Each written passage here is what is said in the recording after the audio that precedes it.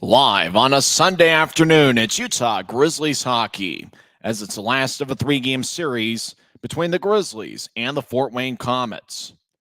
Hi, everybody. Welcome to Utah Grizzlies hockey. I'm Tyson Whiting. It's game 4 of 5 straight on the road for the Grizzlies, and it's the fourth and final game in the Eastern time zone, as the Grizzlies will take on the Fort Wayne Komets for the third straight day. The road trip began on Wednesday night as the Grizzlies lost 5-2 to the Cincinnati Cyclones. Cole Gallant had 1 goal and 1 assist, and Brett Stapley had 2 assists in the game, and Kyle Mayhew scored a third-period goal. But Cincinnati just had some outstanding individual performances as Christian Diaconcino had 1 goal and 2 assists. Cincinnati outshot Utah 36-21 as the Cyclones got a 5-2 victory. On Friday night, Fort Wayne defeated Utah by a 5-2 score. Tyler Penner and Mick Messner had Utah's goals, but Fort Wayne outshot the Grizz 45-28 in the contest, as Fort Wayne was 1 for 5 on the power play. They were led by Alexei Dahu and Xavier Cormier, who each had 2 goals and 2 assists, and Matt Wedman had 1 goal and 2 assists. Last night, over in Fort Wayne, the Grizzlies lost 3-2 in a barn burner. Brandon Cutler scored each of Utah's goals. In fact, he scored in the first minute in both the second and third periods. But Fort Wayne had 2 power play goals in the first period. Morgan Adams-Moison and Sean Sidlowski found the back of the net in the first period. And actually, it was Wedman and Sidlowski that scored in the first period. And then Moison scored in the second frame. That turned out to be the game winner. Utah put together a furious rally towards the end to try to tie it up. But Fort Wayne held on for a 3-2 victory. Goaltending matchup tonight is the same as we saw on Friday. Tyler Parks gets the start for Fort Wayne. He stopped 26 of 28 in Friday night's victory for the Komets. He's got a record of 6-4 this season. Grizzlies are going to go with Will Cranley. Dante Januzzi got the start last night. Will Cranley makes his second appearance in a Grizzlies uniform and his 8th start overall. He played in 6 games earlier this year with the Reading Royals. Cranley on Friday night stopped 40 of 45.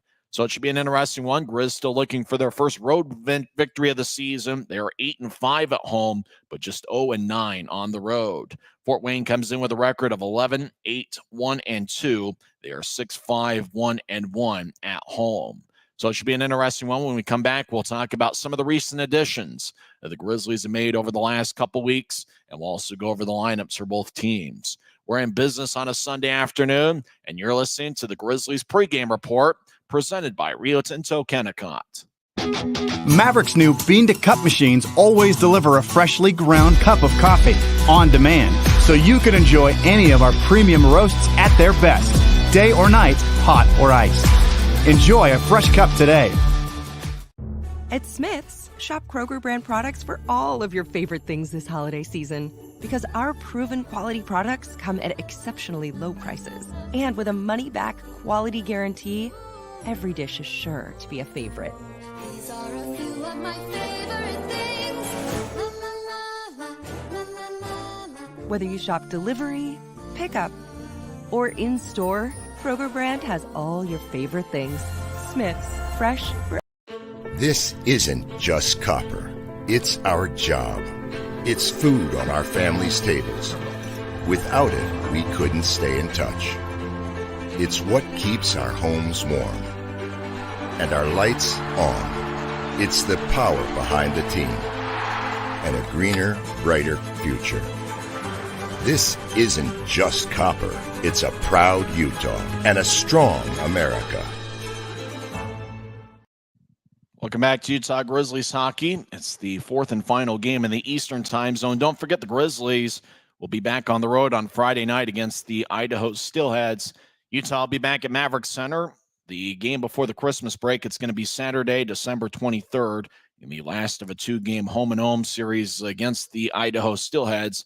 Get your tickets, UtahGrizzlies.com. We want to see you the day before Christmas Eve as the Grizzlies take on the Steelheads. That's Utah's next home game. And don't forget the Grizzlies, the last 3 days of the 2023 calendar year, they'll be at Maverick Center taking on the Tulsa Oilers. It's going to be a Friday, Saturday, Sunday series.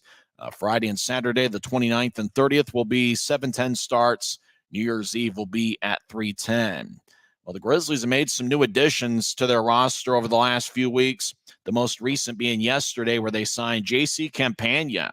Campagna certainly made the rounds in the ECHL, as the Grizzlies are his 10th different ECHL team. He played in 7 games last year with Tulsa, and he also spent some time in Germany and Slovakia last season. His best year professionally, as we mentioned yesterday, was with the Fort Wayne Komets. He had 35 goals and 14 assists in the 2018-2019 season. Campagna picked up an assist in the second period last night. He took the shot from the left wing that was redirected by Brandon Cutler, and that was Utah's first goal of the game. So Campagna will be wearing number 26. He's got pretty good size at 6'4" and 209 pounds.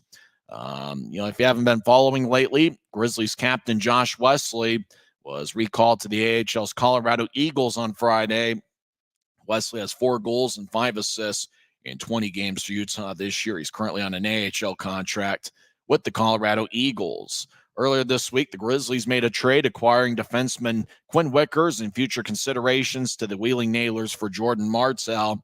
Wickers has a third-period assist in each of the first 2 games in this series. Normally, number 12 is reserved for forwards for the Grizzlies, but he's wearing number 12, playing a defensive spot. And over the last couple of games, he's been paired up with Kyle Mayhew. We mentioned Will Cranley arrived in Utah on December 12th, and he's making his second appearance for the Grizzlies this afternoon. Cranley stopped 40 of 45 in his Utah debut on Friday night. Last night, he was the backup as Dante Januzzi got the loss. He stopped 30 of 33. And really, you look at the basic win-loss record for Januzzi. I mean, it is 2-7. However, he's played a lot better than what the record would indicate. So we'll see what Will Cranley will bring in store. He's in the second of a 3-year NHL entry-level deal with the St. Louis Blues. And he's got pretty good size and athleticism at 6'4" and 190 pounds. Earlier in the month, and on December 6th, the Grizzlies signed forward Patrick Marcinkiewicz. Marcinkiewicz this season has 2 assists in 5 games, as this will be his 6th appearance for the Grizzlies this season and 6th pro appearance. Earlier this year, he played in 5 games at Michigan Tech University. Last year, he was a standout performer at Long Island University. So it should be interesting to see how those new performers play for the Grizzlies tonight, as the Grizzlies take on the Fort Wayne Komets for the 3rd straight day. They'll be going up against Tyler Parks, who will be in net. Parks got the victory on Friday, stopping 26 of 28. We know the Grizzlies have played good hockey at home. They're 8-5 in the friendly confines at Mavericks Center. They're still looking for their first road victory of the season. Grizzlies and Komets, I'm not sure if we've gotten the starters yet from either team. It looks like we'll have them shortly. In fact, on the other side, we'll give you the lineups for both teams. This is the Grizzlies Hockey Network. From commercial to recreational truck accessories, Mountain Land Truck Outfitters has got what you need. Flatbeds, spray and bed liners, lifts and leveling kits, wheels and tires. Mountain Land Truck Outfitters proudly uses a brand you know and trust. And with our experienced, knowledgeable, and friendly staff, your visit here will be informative and enjoyable. Stop into our convenient location in Provo at 265 South 100 West or call 801-225-4637 to get a quote for your fleet or individual truck. Since 1939, America First has helped people start businesses, buy homes and cars, and achieve their financial goals. Today, our top priority is still the financial success of you and your family, which is why we're giving new members $100 when they sign up for a basic savings and checking account, and another $100 when they upgrade to premium checking and enroll in and use direct deposit. So head to AmericaFirst.com today and join the credit union that always puts its members first. Welcome back to the Grizzlies pregame report. I'm Tyson Whiting. We have the lineups for both teams. First, for the visiting Utah Grizzlies, who are led by third-year head coach Ryan Kanaswich. His assistant is Christian Horn. Grizzlies overall have a record of 8-14 this year, as they're still looking for their first road victory. Utah's averaging 2.9 goals per game, and they allow 3.3. Grizzlies have taken 31.1 shots per game. They allow 32.5. In net will be Will Cranley, the former 6th-round draft pick of the St. Louis Blues back in 2020. He is 6'4" and 185 pounds. Overall, he's got a record of 1-6. He played 6 games with the Reading Royals. He has a 3.77 goals against average and .892 save percentage. The backup goaltender tonight is Dante Januzzi, as Garrett Metcalf is a scratch. Starting defensive pairing, Kyle Mayhew, who has 6 goals and 7 assists. Mayhew leads the Grizzlies with a +7 rating. In fact, the 6 goals that Mayhew has is tied for the league lead among defensemen. Quinn Wickers will be making his 3rd appearance in a Grizzlies uniform. He'll be wearing number 12. He's got good size at 6'4" and 215 pounds. Wickers has a 3rd period assist in each of his first 2 games with the Grizzlies. He played in 3 games earlier this year with the Wheeling Nailers. The other defensemen we're expected to see tonight include Jacob Semick, the Arizona State product. He was very active and quick in last night's game. He'll be number 17. Jordan Stone's in there for the 11th time this year. Stone's got a +1 rating this season. We also see Corey Thomas in there wearing number 44. Thomas, 15 games this season. This will be his 16th game. He's got 2 assists. He's a big guy at 6'5" and 215 pounds. We'll also see Brian Yoon, who's got a +4 rating, and he has 2 goals and 8 assists in 22 games. There are 7 Grizzlies who have appeared in every game this season, Yoon and Mayhew, as well as 5 forwards, Mick Messner, Brandon Cutler, as well as Cole Gallant, Nathan Burke, and Tyler Penner. All 5 of those forwards will be in the Grizzlies lineup tonight. Starting forwards, Mick Messner, who has 5 goals in his last 6 games. He'll be wearing number 10. He has 8 goals and 6 assists in 22 games this year. Messner, a +3 rating. He's been outstanding in the month of December. J.C. Campagna will make his 2nd appearance in a Grizzlies uniform in his first start. He had 1 assist last night and 2 penalty minutes. He is 6'4" and 209 pounds. Brandon Cutler scored both of Utah's goals on Saturday night. He'll be in there once again this evening. He has 8 goals and 9 assists in 22 games. So watch out for Cutler, as he might be a popular pick for the Optum first goal of the game. He was the Optum first goal of the game scorer last night as he scored both of Utah's goals. Everybody make your pick as to who's going to score first for the Grizzlies tonight. Optum is committed to making healthcare work better, leading the way to better experiences, better health, and lower costs for you. The other forwards we're expected to see tonight include Tyler Penner, the Grizzlies Iron Man. He's appeared in every game, and that's the same case for Nathan Burke, who leads the Grizzlies with 18 points this year, 9 goals and 9 assists. We will also see Cole Gallant in there once again. This will be his 23rd appearance. He has 6 goals and 9 assists and a +3 rating. Gallant has 9 points in his last 6 games. Brett Stapley leads the Grizzlies with 14 assists. He'll be in there wearing number 7. We also see Patrick Marcinkevics in there for the 6th time this season. Aaron Aragon will be making his 17th appearance overall and 12th in the Grizzlies uniform. Aragon, 5'9" and 185 pounds. We also see Dakota Raby, the Michigan man. So he'll be making his 20th appearance this year, 1 goal and 6 assists. And we'll also see Cody Cron, the former Cincinnati Cyclone. This will be Cron's 5th game with the Grizzlies. He has 13 penalty minutes, and he's certainly been a physical presence for the Grizzlies all season, or at least since he joined the club this past Saturday, 8 days ago, in the Grizzlies' last home game against the Allen Americans. That was Utah's last victory, where they won 7-3 on the Teddy Bear Toss night. Kyle Mayhew ended up getting the Teddy Bear Toss goal. If the Grizzlies perform like they did that night, they could come away with 2 standings points. And now for the homestanding Fort Wayne Komets, led by first-year head coach Jesse Colecci. His assistant is Olivier Legault and Corey Melkert. They actually have 2 assistants listed, as Fort Wayne's got a record of 11-8-1-2. They are 6-5-1-1 at home. Starting goaltender is going to be Tyler Parks. He's a big guy at 6'6" and 216 pounds. This will be his 14th appearance this year. He's got a record of 6-4-0-2 with a 3.15 goals against average and .912 save percentage. Parks got the start on Friday night and stopped 26 of 28. Starting defensive pairing, Jake Johnson will be making his 22nd appearance this year. Johnson has 1 goal and 7 assists. He'll be wearing number 3.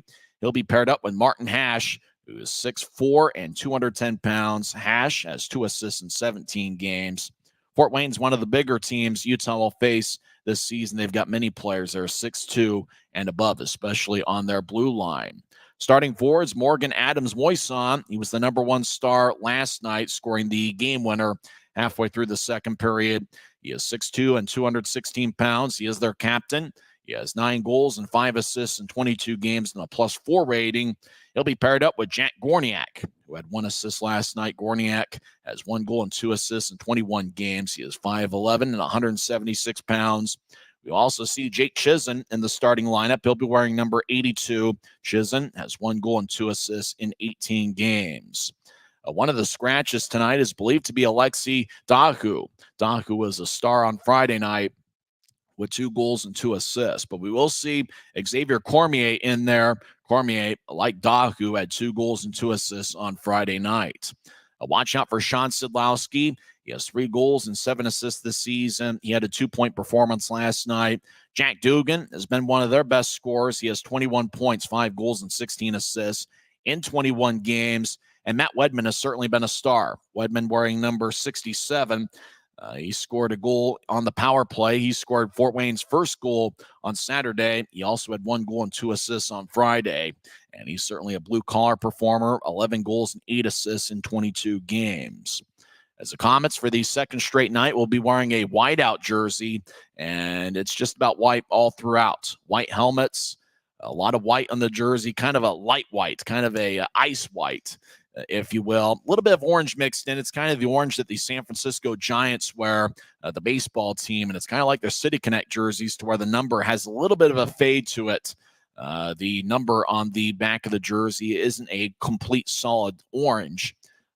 White socks with a couple horizontal stripes that are orange, kind of a lighter shade of orange, and that'll be their look tonight. It's certainly a sharp look, but it's a little bit difficult to spot who's who from time to time. So unfortunately, we may not be as specific with Fort Wayne names as we'd like to be tonight. Grizzlies, we believe, are wearing the black jerseys with white numbers and professional green trim. We'll see if the Grizzlies can get off the schneid on the road. Fort Wayne certainly are playing with heavy hearts this week as their president and co-owner Michael Franke passed away on December 10th. The funeral services were yesterday, where the entire Komets team and most of their organization attended, as well as ECHL Commissioner Ryan Creelan. So we'll see what happens here this afternoon. Grizzlies and the Komets face-off will begin shortly, as looks like the lights are out at Memorial Coliseum. They got a big video board at center ice. They average close to 7,000 per game. They had just over 7,000 last night, and they had about 6,900 on Friday. And we'll see what they get here this evening, as it's the third of a baseball-style 3-game set. Night games on Friday and Saturday, and a late afternoon face-off here on Sunday. We'll see what happens here as the Grizzlies, looks like the lights are still out as they'll introduce their starters. Which we already mentioned. Tyler Parks will be the starting goalie, with the defensemen Jake Johnson and Martin Haas. And the forwards, Jack Gorniak, Morgan Adams Moison, and Jake Chizen. It'll be interesting to see if J.C. Campagna can get his first goal in a Grizzlies uniform. Remember, his best year was with Fort Wayne. He scored 35 goals, so he certainly is familiar with that building. And we'll see if Brandon Cutler can stay red hot. After all, he had both of Utah's goals on Saturday. But really the line all throughout the month of December that's gotten going is Nathan Burke, Cole Gallant, and Brett Stapley. Burke has an assist in 5 of his last 7 games. In fact, in his last 6 contests, Burke has 4 goals and 4 assists. You think about Gallant, the last 7 games, he's got 10 points, 4 goals and 6 assists. Brett Stapley has 1 assist per game in the month of December, 9 assists in 9 games. And really, look at Mick Messner. Over the last 13 games, he has 8 goals and 4 assists. In fact, Messner has 5 goals in his last 5 games. So watch out for those forwards tonight, and also watch out for Kyle Mayhew. Despite the 3 losses here on the road trip, Mayhew's played good hockey. He is a +7, which leads the Grizzlies, and he has 6 goals, which are tied for the league lead among league defensemen. And so they introduced the Fort Wayne Komets as the lights are out, and the only thing you can really see lit up is the scoreboard high above center ice. And so the Komets get their starting lineups introduced. We're in the white jerseys. Grizzlies are in the black jerseys, white numbers, professional green trim. Goaltending matchup, Tyler Parks against Will Cranley. When we come back in 2 minutes, we'll have face-off over at Memorial Coliseum as I'm hanging out in the Grizz Cave near the Grizzlies team store, and hopefully Flow Sports will give us a good enough picture to where we can describe the action. This is the Grizzlies Hockey Network.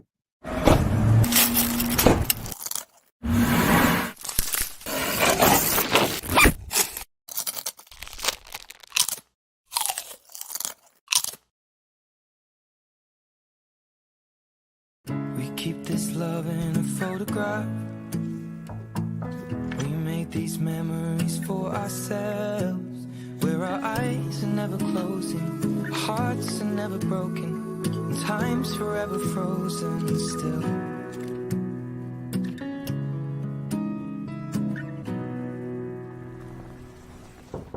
So you can keep me inside the pocket of your rib.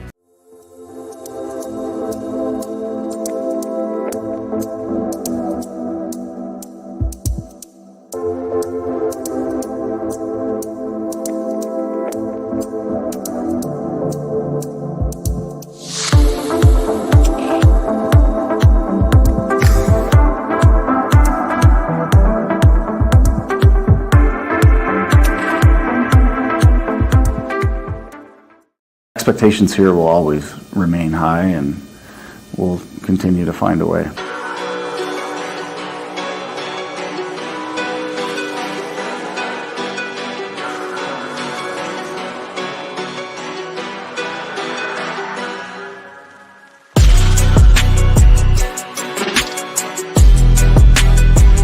Guys put together a lot of good games, you know.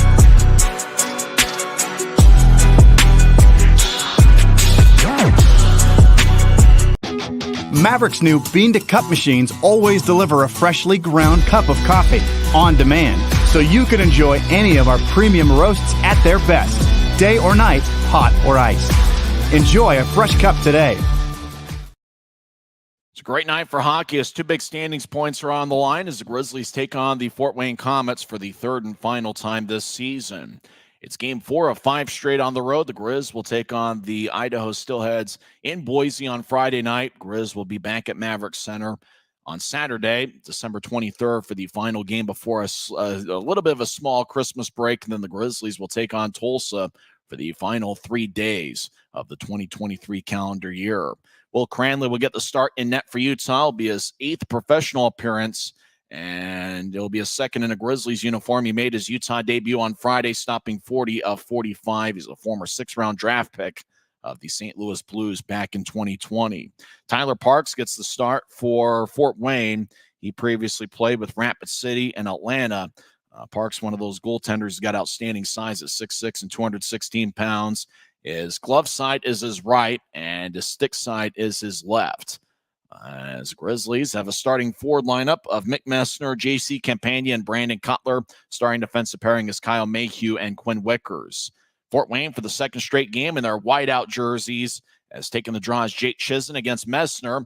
Puck is dropped as Fort Wayne skates out of the zone and in towards their offensive end. Now the Grizzlies get it back. Campagna backhands it in. Parks will nudge it towards the far corner. Action deep in the Fort Wayne zone. Grizzlies skate from right to left.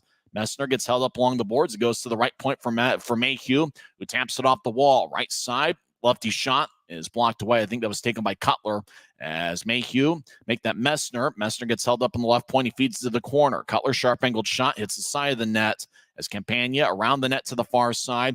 He feeds it up top as Mayhew skates towards the far circle now to the goal line. Mayhew tried to chip it out in front, picked up by Haas as Grizzlies roll it back to the near side. 45 seconds in.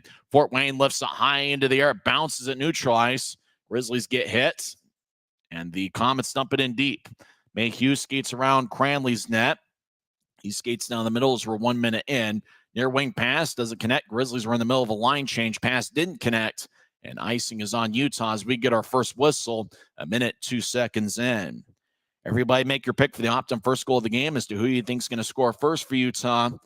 Going to go with Kyle Mayhew. I think that's my pick as to who's going to score first.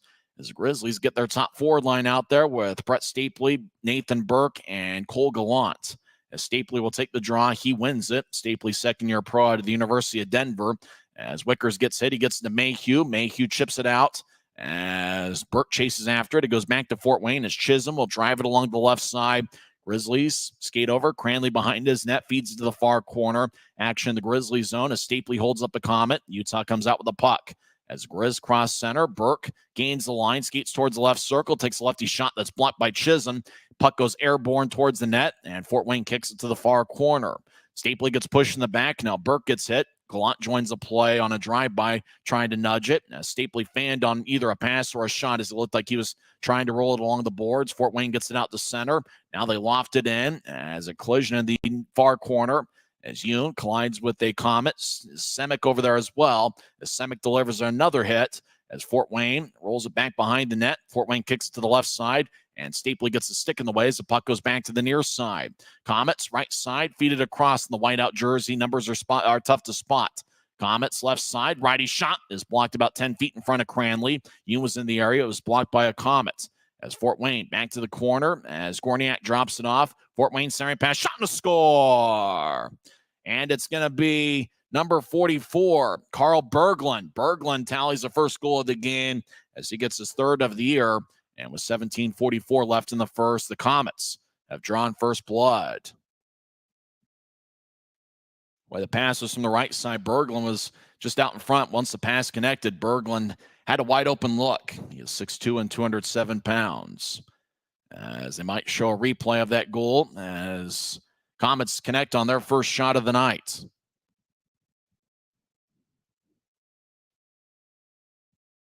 So Draw's going to be at center ice, and the pass was from the near goal line. Couldn't quite tell who it was, and they got to Berglund, and he was able to connect. So it's 1-0 Fort Wayne as the puck is dropped here as we're 2.5 minutes in. As puck in the Grizzlies zone. Now it's to the far corner as looks like Fort Wayne had won the face-off as Fort Wayne gets pushed by Penner in the back. Puck rolls back to the near side. Everybody gallops over there. 2 Grizzlies and 2 Komets. Utah throws to the right point. Berglund keeps it in. He'll take a lefty shot. Saved by Cranley, and he holds on. 17:14 left in the first. Corey Thomas doing a good job boxing out Fort Wayne's Vincent DeMay out in front. It's DeMay's first game of the series, wearing number 42. He is scoreless in 9 games this year. He is 6'1" and 185 pounds. So Draw's going to be in the Grizzlies zone near side. Taking the face-off is going to be Tur Linden, the Penn State product. He'll go up against Mick Messner, who played at Merrimack the last 2 years, but before that was in the Big Ten with Wisconsin. Komets win the draw. Right side, they feed it to the high slot. Righty shot, saved by Cranley, and he holds on. Fort Wayne hacking away, but Cranley holds on and makes the save with 17:07 left in the first. So already after the Grizzlies took the first shot of the night, Fort Wayne responds with 3 unanswered, including a goal that was scored by Carl Berglund, who got his third of the year.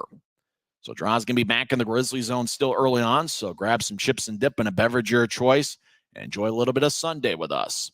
As the draw goes past Corcoran and deep into the Komets zone, not sure who won as we didn't see the face-off, but icing is on Utah. So we'll come back towards Will Cranley 3 minutes in. Last game in the Eastern time zone here in the month of December. Grizzlies will be back in the Mountain time zone for a Friday night showdown with the Idaho Steelheads. 6:50 pregame show, 7:10 face-off. Well, hopefully I'll be able to make the trip and go watch some hockey over at Idaho Central Arena. It'll be the third matchup between the Grizzlies and Steelheads, third of 14 meetings, as Messner will take the draw, and it's won by the Grizz.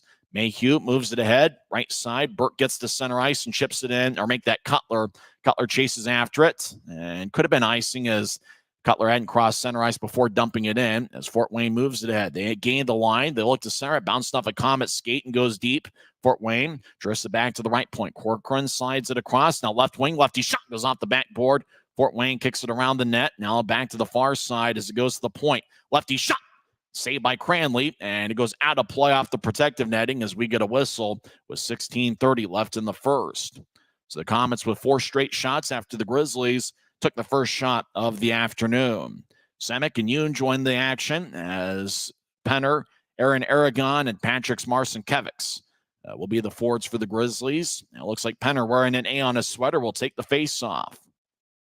Draw won by Fort Wayne. Left side, lefty shot, and it's blocked out in front, about 30 feet in front of Cranley. Aragon will move it out to center ice. Fort Wayne backhands it back in as the puck bounces towards the far corner. Yoon shuffles over there. He gets it. He skates behind Cranley's net. Now he reverses back to the far side as the Grizzlies move it ahead to Semick. It glances off of his stick, and he goes back to Fort Wayne. Fort Wayne moves it to their right. They gained the line, and looks like they're offside as everybody stops skating. Matt Wedman was in the area on the right side, and he's somebody to watch out for, as he's been outstanding in both games this series. It's kind of weird seeing the crowd shots. For some, it turns into a kiss cam. For others, they just stay silent and pretend that they're not on there. As that guy was drinking a beer, saw himself on the video board, and I'm not sure if he was supposed to be drinking that beer. He's an older guy, so he's obviously of legal age. But Komets win the neutral zone draw. They blast it back in. Fort Wayne over in the near corner as Yoon gets pushed behind Utah's net as the Grizzlies far side. 4 minutes in, gets a neutralized. Grizzlies cross center. As Stapley got tripped up, yes, it's going to be a penalty. As Utah is going to be on the power play for the first time tonight, as Stapley was skating down the middle and was entering the offensive zone. He got tripped up, and the call was made by referee David Lilly. As Lilly, a different referee from what we saw in the first 2 games of this set, as going to the penalty box. Looks like it's Matt Wedman, number 67, as he puts his left palm in the air, and looked like a pretty good call when we saw it live. They show a replay. Yeah, Wedman knocked down Stapley, and the call was made. So the draw is going to be in the far circle. Utah's on the power play for the first time tonight, 16.2% this season. Fort Wayne's penalty kill, 75.8%. Komets win the face-off, and they saucer it towards Cranley. Cranley, near side, gets it before it crosses the goal line, as the puck would have been in the restricted areas. He gets to Yoon. Yoon gets to neutralize, gets to center, loses it. Now he one-hands it into the near corner and chases after it. Yoon delivers ahead as the puck goes towards the right point. Stapley keeps it in. He gets pushed by the Komets. Now a second Komet goes over there. Cody Cron gets it. He throws it towards the middle, but Fort Wayne picks it off, and they clear it out. As Cranley wearing number 30 behind his net. He's the 4th different goaltender to appear in a game for the Grizzlies this year. He gets to Yoon, who gets to neutralize. Now he backs it to Stapley. Stapley skates down the middle, crosses center ice, now veers off to the left. Fort Wayne pokes it back to Marcinkiewicz as he'll skate back into the Grizzlies zone. Marcinkiewicz wearing number 8. As he's 21 years old, he chips into Mayhew. Mayhew skates down the middle, 5 minutes in. As Mayhew gets to neutralize, he crosses center.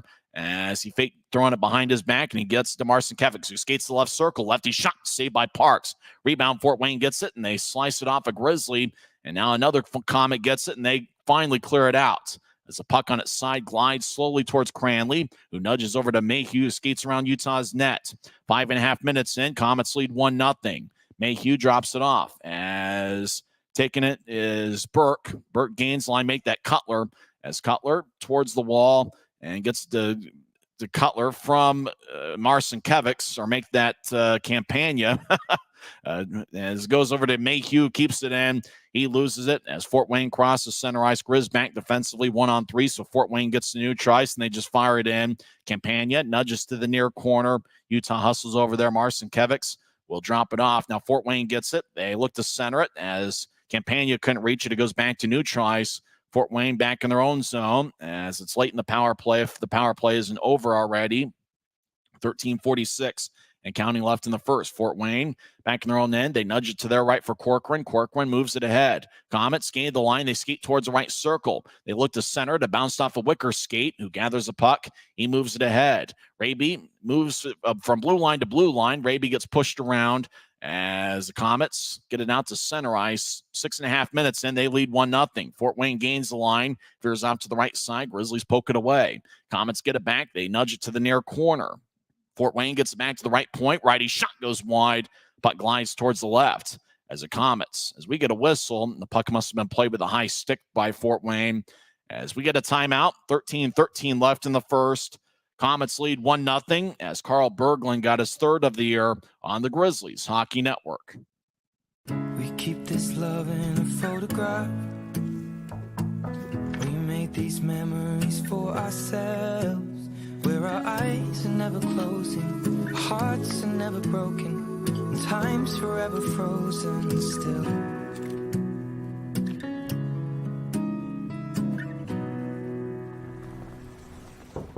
So you can keep me inside the pocket of your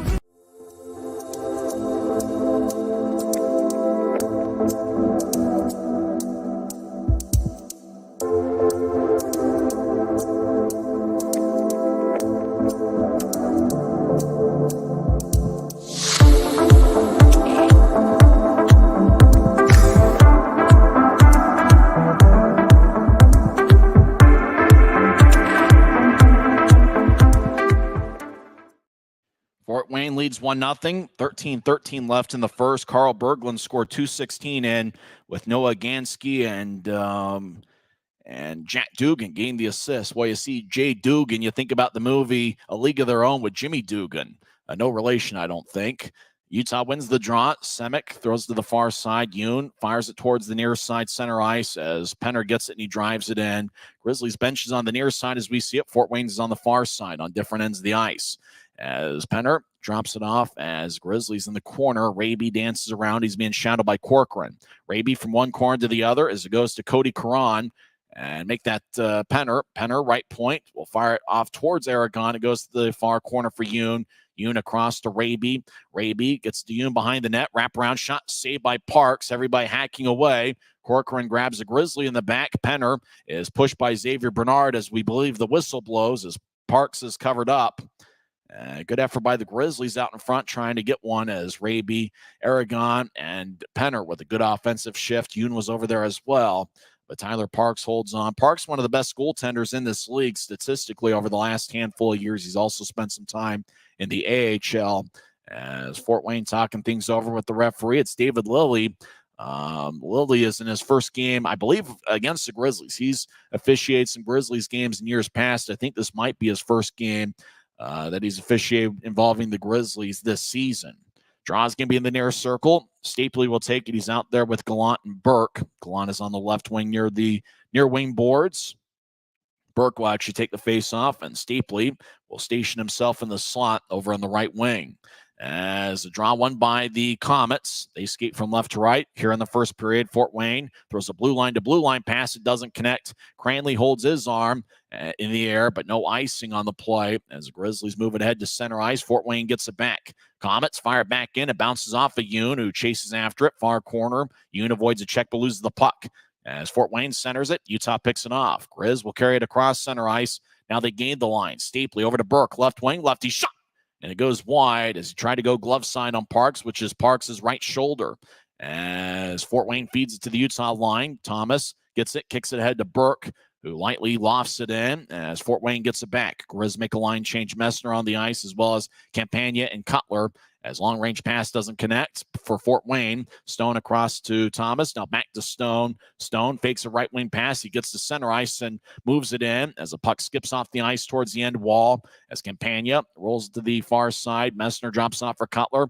Cutler gets hit. Puck goes back to the far corner. Fort Wayne moves it before Messner could get it as the Komets tried to lift it in the air. Puck glides to center ice, far side as the Komets. They tried to find a cutter out in the slot at neutral ice. He couldn't reach it.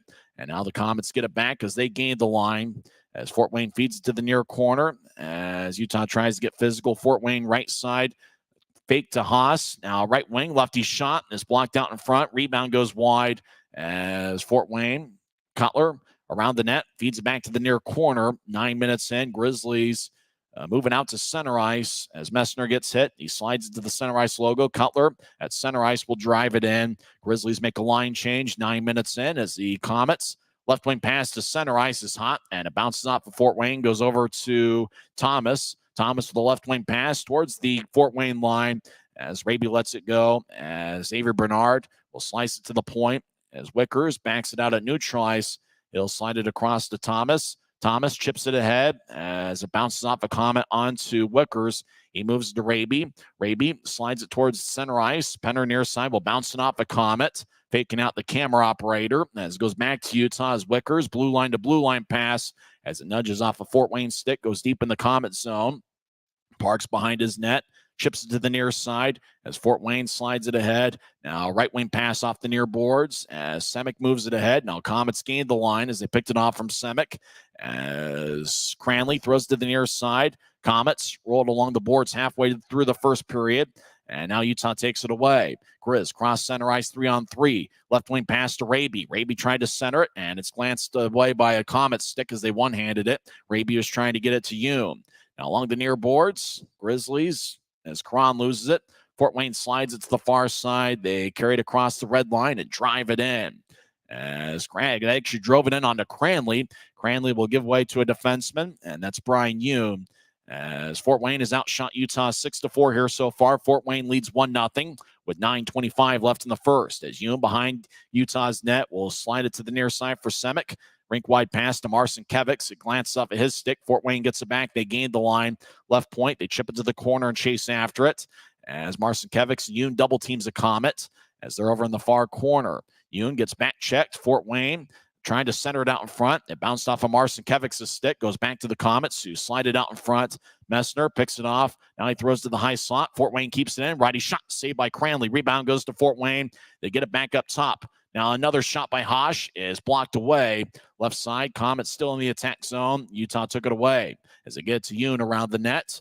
Yoon lifts it high into the air. It bounces in the Fort Wayne zone. Komets drifted back to neutralize, where it's taken back by Aragon, who shovels it in. As Komets deep in their own zone have it. Grizzlies make a change. 8.5 minutes left in the first. Komets moving out to center ice, and they drive it in. Cranley gets it as the Komets make a change of their own. 8:22 and counting left in the first. Grizzlies get to center ice. Mayhew moves it ahead, and Parks plays behind his net. Almost a turnover. Fort Wayne's able to clear it out as Wickers chases after it. Cranley, all the way to the near circle, moves it to Wickers. Wickers outlets it to the right side. Grizzlies get back checked and couldn't get the puck. Across to Corcoran. Connor Corcoran, the former Savannah Ghost Pirate. He drives it into the left side. Cranley shovels it around his net. Fort Wayne feeds up top. Corcoran with a righty shot. And it's blocked by Burke. Burke drops it off to Stapley, who crosses center ice. Grizz skate from right to left. As Stapley drops off on the right point for Burke. Back to Stapley. Over to Wickers. Backhand shot. Saved by Parks. And now it goes back to the far side. Puck still in play as Fort Wayne kicks it ahead. As the Komets get to center ice, try to gain the line, but instead dump it in. Grizzlies got back defensively. 7:28 and counting left in the first. Utah in the black jerseys, white numbers tonight as Mayhew moves it ahead. Puck glides off the screen to the far side. Fort Wayne from neutral ice will nudge it back in. Stone chases after it. Far corner. Stone delivers a hit. As Grizzlies back in the corner, goes back to Stone, who skates to the far goal line deep in his own zone as he gets pushed and knocked down. Grizzlies back at the far goal line of their own end, chip it around the wall, puck to neutral ice. Utah chasing after it. Messner with good speed near goal line. Lefty shot saved by Parks. Rebound goes to Fort Wayne. They bounce it off of Messner as Fort Wayne tried to move it ahead. Messner challenges. As Cutler will throw it to Campagna, bounced off of him. As the puck wobbles to center ice, Grizzlies back in their own end will slide it ahead. Left wing pass doesn't connect. Fort Wayne gets their blue line as Noah Gansky moves it ahead. Center ice logo. They chip it to their left. Komets will dump it in as Cranley behind his net will feed it back to the far side. Grizz slide it ahead. They've been outshot 8-5. Komets lead 1-0. Grizzlies gained the line. Left wing pass to Penner. Stops the point. Righty shot goes wide. As Campagna throws it back around. Fort Wayne avoids a check as Grizzlies skating along the goal line. Caron backhand shot is blocked as Fort Wayne battles with Campagna. Puck kicks to the right side. Mayhew, lefty shot saved by Parks. Fort Wayne gets the rebound, and they carry it out to neutralize. Left wing pass. Komets will dump it in deep. Cranley behind his net will slide it towards the near corner. Fort Wayne righty shot saved by Cranley. Rebound goes out to Utah.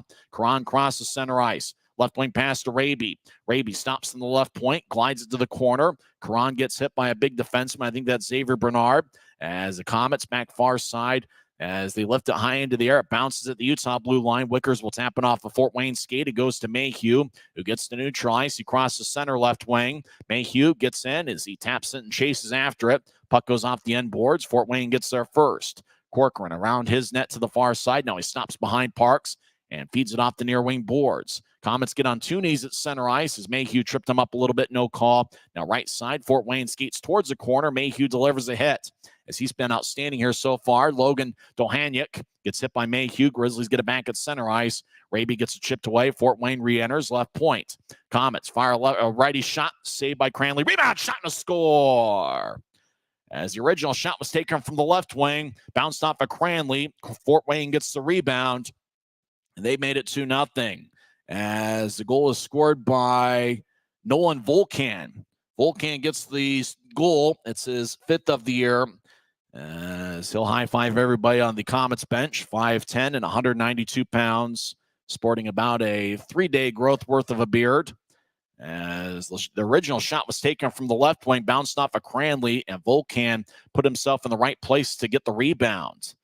As puck bounced off of Cranley's pads, and Volcan, just skating down Broadway, was able to get the rebound and fired a nice-looking, crafty shot that went past the goal line. And so it's 2-0 Komets, 4:58 left in the first. Komets have outshot the Grizzlies 10-7. As now there's 4:55 play. It appears to have stopped as they continue to show the replay of Volcan's goal. And what a beauty it was. And now we get Aaron Aragon's in a headlock. Oh, boy, we must have missed something here, as looked like somebody's going after Aragon. Aragon looked like he had lost his helmet, and a Fort Wayne player kicks Aragon's helmet away, and that was Xavier Cormier. So while we were watching a replay of the goal, it appears that Cormier and Aragon had some words as Aragon's helmet. Now another Fort Wayne player, Wedman, kicks Aragon's helmet. Hopefully Aragon will get it back. As looked like once we returned to live action, play had stopped and Cormier had Aragon in a headlock. It's Matt Wedman, looks like he was walking into the penalty box. 4:55 left in the first. We'll see if we can sort out whether the Grizzlies are on a power play when we come back in 1 minute. Once again, the score is Fort Wayne 2, Utah 0 on the Grizzlies Hockey Network. This isn't just copper. It's our job. It's food on our family's tables. Without it, we couldn't stay in touch. It's what keeps our homes warm and our lights on. It's the power behind the team and a greener, brighter future. This isn't just copper. It's a proud Utah and a strong America. 4:55 is left in the first period. Matt Wedman appears to have gotten a roughie minor. 15:05 in. It will be Utah's second power play of the first period. Fort Wayne has outshot Utah 10-7. Carl Berglund scored 2:16 in with Noah Gansky and Jack Dugan getting the assists. Nolan Volcan scored 14:55 in with Berglund and Dugan getting the assist. We believe Dugan was the one that took that shot from the left wing that bounced off of Cranley. Grizzlies win the draw. High slot lefty shot by Mayhew goes wide. Parks might have gotten a piece of it as the puck slides towards the right point. Grizzlies on the power play, second time tonight. Marcin Kevics feeds it up top. Now it goes to Mayhew, slides it to Campagna left side. He feeds it to near goal line. Center pass to Marcin Kevics is blocked. As Grizzlies doing a good job moving the puck around this shift. Messner slides it to Cutler's in the left point. Back to Messner, who kicks to Mayhew. High slot, lefty shot. Glove saved by Parks. He holds on, but the Grizzlies in the first 30 seconds of the power play really did a good job moving the puck around from left to right, side to side. Mayhew took the shot that Parks made the save on. 2 shots already for the Grizzlies, 30 seconds into the power play. So faceoff's going to be in the Fort Wayne zone as Utah trying to climb back in this one. Same 5-man unit out there. As Messner will take the draw, he's got Cutler to his right, Marcin Kevics to the left wing. Up top is Campagna, and somebody off the screen, we believe that's Kyle Mayhew. As a draw won by Fort Wayne, as Jake Johnson skates around his net, and he'll clear it all the way out as it goes past Mayhew. Cranley behind his net stops it as he glides it towards the near goal line. Campagna over to Mayhew as Mayhew skates down the middle. First full season pro out of the University of Denver. Mayhew crosses the center ice logo down the middle. Now he gains the line and drifts it to the right corner. As Messner collides with a Comet, Fort Wayne gathers it, and they clear it out. As 3:55 and counting is left in the first. 2-0 Komets. Shots have been pretty close to even. Fort Wayne 10, Utah 9. Grizz with 2 shots here halfway through the power play. As Stapley back behind his net as the Grizzlies change things up. Stapley out there with Gallant and Burke. Stapley skates down the middle. Left wing pass to Burke. He crosses center ice. Burke wearing number 24 gets to Stapley, who skates down the middle. He nudges to his right. Righty shot saved by Parks. That was probably Utah's best look here so far. Fort Wayne gets it near corner, and let's see. Now we got a fight. Cody Cron's in a fight with Jack Gorniak. Cron drags down Gorniak, and they get back up and fight some more. As Cron throws a body punch. Now Gorniak swings and misses with the right, and Cron drags down Gorniak behind the Fort Wayne net. 3:27 left in the first. We didn't really see what led up to that, but Cody Cron and Jack Gorniak get in a fight. As Cron wants to get his unit fired up as Utah down 2-0. Gorniak Is giving up some size there to Karan. Karan goes 6'2", 200. Gorniak is 5'11", 176. As Gorniak joins Matt Wedman in the penalty box, both teams have taken 10 shots. 3:27 left in the first, and Gorniak looked like he had been cut, so he's going to go to the locker room, and he'll be assisted by the trainer. We're not sure what led up to that. It looked like if you're trying to take a decision as to who won the fight, it looked like Karan did. Well, a shot was taken from the right side, then Gorniak got blasted by Karan behind the net. Gorniak got up aggressively, and both guys decided to drop the gloves. As Karan swung and missed, and then Gorniak got a right in, and then Gorniak went down, then he went back to his feet, and then Karan pumped away with a couple body shots, and then Gorniak got a little bit of a piece of Karan on a right, and then Karan dragged down Gorniak to the ice. And then the linesman stepped in. As Cody Karan, I think that's his second fight, if we remember right, in a Grizzlies uniform, and Gorniak got up. Gorniak hasn't been a guy that's fought much, but he got blasted behind the Fort Wayne net. As they show a replay again, Karan just threw him along the boards. Gorniak got back up aggressively, went after Karan, and then both guys decide, let's go. As they show the replay of the fight once again, it was short but sweet from the Grizzlies' perspective, as I think Utah should stay on the power play with 3:27 left in the first, as Fort Wayne leads 2-0. And, I think, some people would say that a fight may not, wake up a team. I think from the Grizzlies' perspective, with another deficit on the road, I think you're kind of hoping that something like this would lead to a little bit of a momentum change.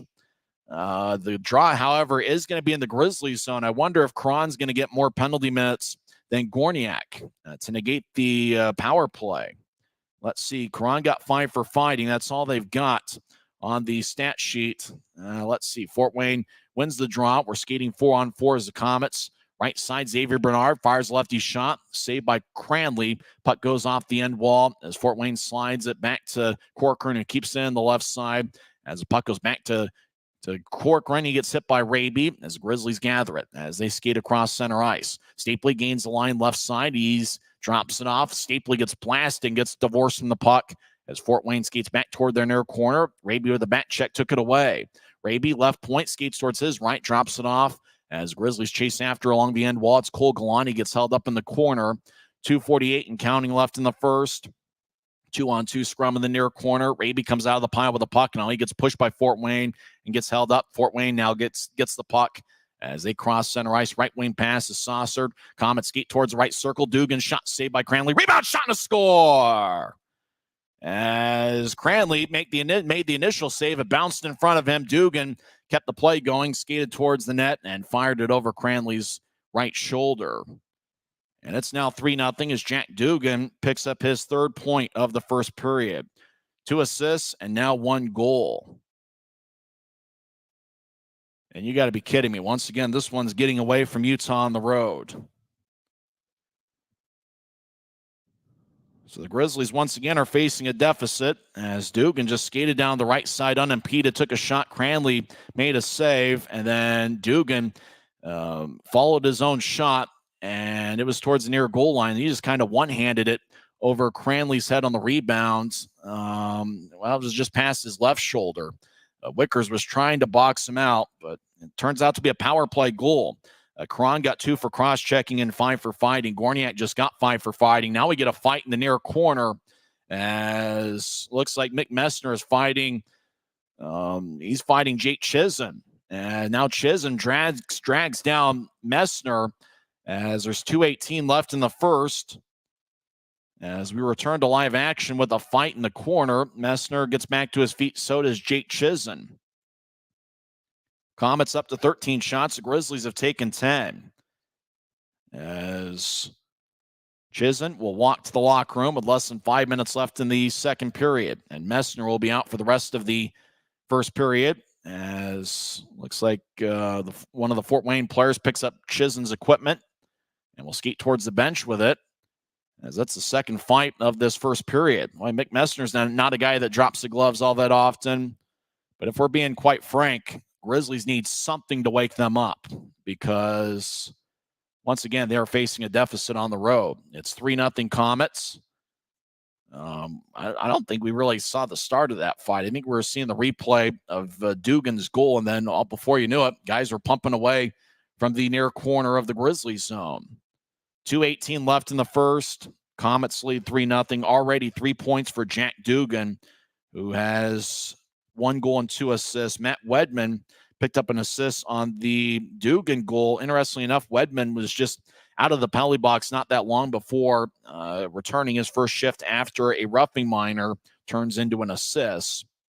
It looks like the referee, David Lilly, has his work cut out for him here this afternoon, as it's already 3-0 Fort Wayne, and we've had 2 fights.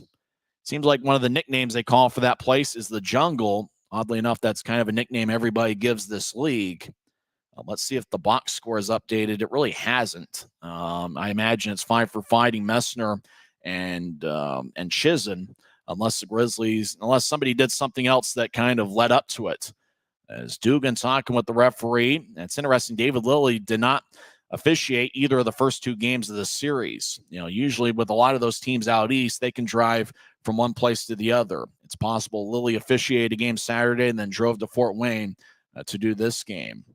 So unfortunately, since they don't keep the time of the penalties on the box on the screen, looks like Fort Wayne's back on a power play, as there are 4 Grizzlies on the ice and 5 for Fort Wayne. So it looks like the Komets back on the power play. They do have a power play goal. That was the one that was scored by Dugan, 17:28, and as Karan got an extra 2 minutes. As Fort Wayne wins the draw, it's 3-0. Komets slide it to Dugan. He throws to the left side, shot, and it goes wide. Puck goes back to Dugan, who's already got 3 points tonight. Dugan now goes to the near goal line. Komets feed it up top. Corcoran couldn't keep it in. He'll gallop after it deep in the Komet zone as Tyler Parks will drop it off. Corcoran gets it behind his net. Komets skate from left to right. Less than 2 minutes left in the first. As Corcoran moves it ahead, Komets gain the line. Dugan chases after it in the corner. Dugan slides to the right point. Corcoran gets it. Corcoran fires a righty shot, saved by Cranley. Rebound bounces to the near boards. Dugan throws it to the circle, and now a right wing shot is fanned by Carl Berglund, who's already got 1 goal and 1 assist tonight. Puck spins along the near boards and goes all the way deep in the Komet zone. 1:30 isn't counting is left in the first. Fort Wayne's up to 14 shots. Grizzlies have taken 10. As the shot count looks like a football score on this NFL Sunday. Komets cross center ice. Now they gain the line as they dump it to the corner. Linden chases after it. He gets hit by Hume. As a 2-on-2 battle in the corner. Now a 3rd Komet and a 4th Komet join the play. Fort Wayne nudges ahead, nudges up top, but exits the zone. 1:05 left in the first as Jake Johnson gets the puck. He skates around his net. He skates down the middle. Johnson, wearing number 3, drops it off. As the Komets get to center ice, right wing pass as Fort Wayne enters the zone. They drop it off to Adams Moison, who throws it in deeper. As near corner, Fort Wayne gets held up in the corner. Puck goes back up top. Fort Wayne keeps it in as Johnson nudges off the boards. Linden, the Penn State product, throws it towards the end boards. Now it goes back to Linden. Linden now surveys towards his left. He gets up top as Fort Wayne skates towards their left. Now they get back to Linden. Right side shot is blocked by Gallant. Gallant backhands it towards the right point. Fort Wayne keeps it in as Moisan throws it to the high slot. Komets back to Moisan. Righty shot saved by Cranley as Fort Wayne far corner. 20 seconds left in the period as Grizzlies get it, and they clear it out. Marcinkiewicz chases after it, and it looks like it's going to be icing on the Grizzlies as they must be back to even strength. Let's see. Messner got 2 minutes for boarding, and then Messner and Chizen each got a double minor for roughing. So they got 4 minutes worth of penalties in terms of roughing, but Messner got an extra 2 minutes, and that's why Fort Wayne had a power play. Looks like that power play is now over, so we're back to skating 5-on-5. So Fort Wayne 1 for 2 on the power play. Draws in the far circle as it's won by the Komets. Fort Wayne leads 3-0. Left wing, righty shot is blocked, and the Grizzlies move it ahead. Marcinkiewicz has the pass go behind him. 2 seconds left in the period, and that will do it for one frame. As Utah's down 3-0, Jack Dugan already has 1 goal and 2 assists. So Grizzlies fans' worst nightmare, and it looks like it's coming true here on a Sunday afternoon. As Grizzlies once again are going to have to make a comeback attempt. We're through 20 minutes over at Memorial Coliseum. It's Fort Wayne 3, Utah nothing. We'll recap the first 20 minutes when we come back on the Grizzlies Hockey Network. Since 1939, America First has helped people start businesses, buy homes and cars, and achieve their financial goals. Today, our top priority is still the financial success of you and your family, which is why we're giving new members $100 when they sign up for a basic savings and checking account, and another $100 when they upgrade to premium checking and enroll in and use direct deposit. So head to americafirst.com today and join the credit union that always puts its members first. We keep this love in a photograph. We made these memories for ourselves, where our eyes are never closing, our hearts are never broken, and time's forever frozen still.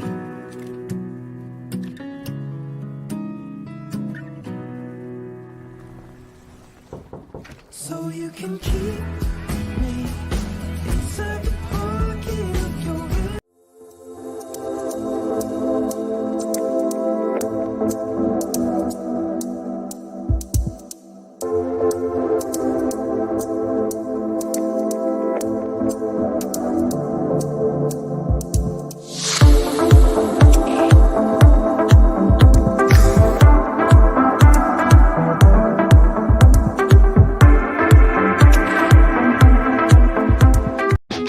Maverick's new bean-to-cup machines always deliver a freshly ground cup of coffee on demand, so you can enjoy any of our premium roasts at their best, day or night, hot or iced.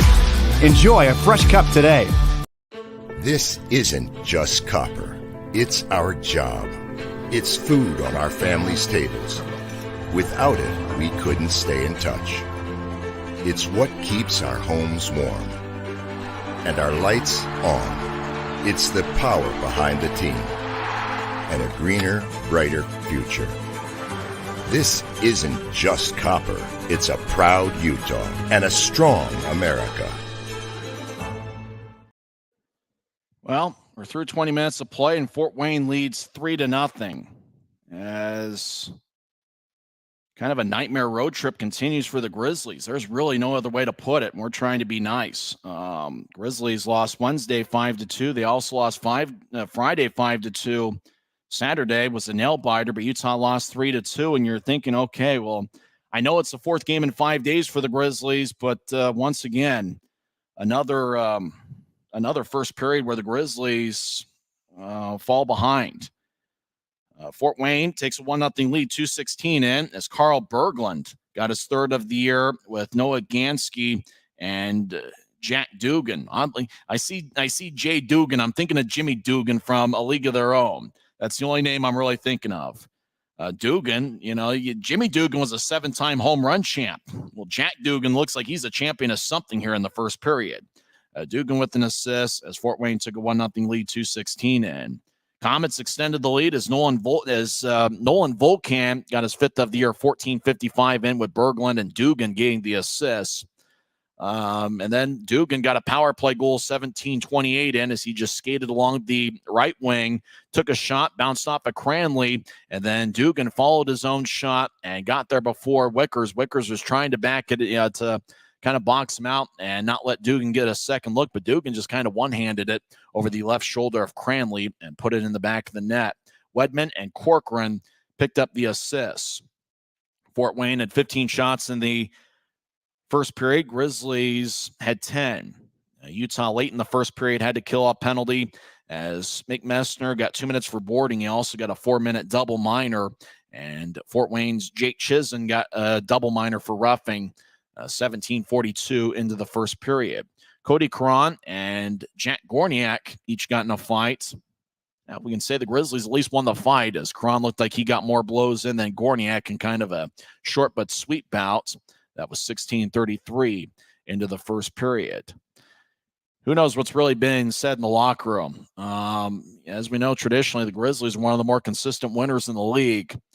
And at some point, as well as the Grizzlies play at home, that's really, I think, what is kind of getting everybody scratching their head is the Grizzlies have been an outstanding home team. They are 8-5 at Maverick Center, but for whatever reason, away from the friendly confines, things just haven't quite clicked for the Grizzlies as they trail once again 3-0. You don't want to use the excuse of fatigue. After all, it's the third game in 3 straight days for both teams. I mean, Utah did have to play in Cincinnati on Wednesday, whereas Fort Wayne was off earlier in this week for 4 days leading up to the Grizzlies series. It just, once again, it's just kind of a puzzler as Fort Wayne leads Utah 3-0 here in the final game of the Eastern time zone. Grizzlies will stay on the road and they'll actually come back to the state of Utah here for a few days, then go out to Boise and play the Steelheads on Friday night. And then the day before obviously the next Grizzlies home game will be on Saturday. They take on the Steelheads before the Christmas break. And then Utah, the last 3 days of the 2023 calendar year, they will host the Tulsa Oilers. You're going to want to make sure you get your tickets for that series because Utah only has 3 home games in the month of January, highlighted by the annual Guns and Hoses night. That's going to be on Saturday, January 27th. Some other scores from around the league. It looks like a pretty good dance was going on.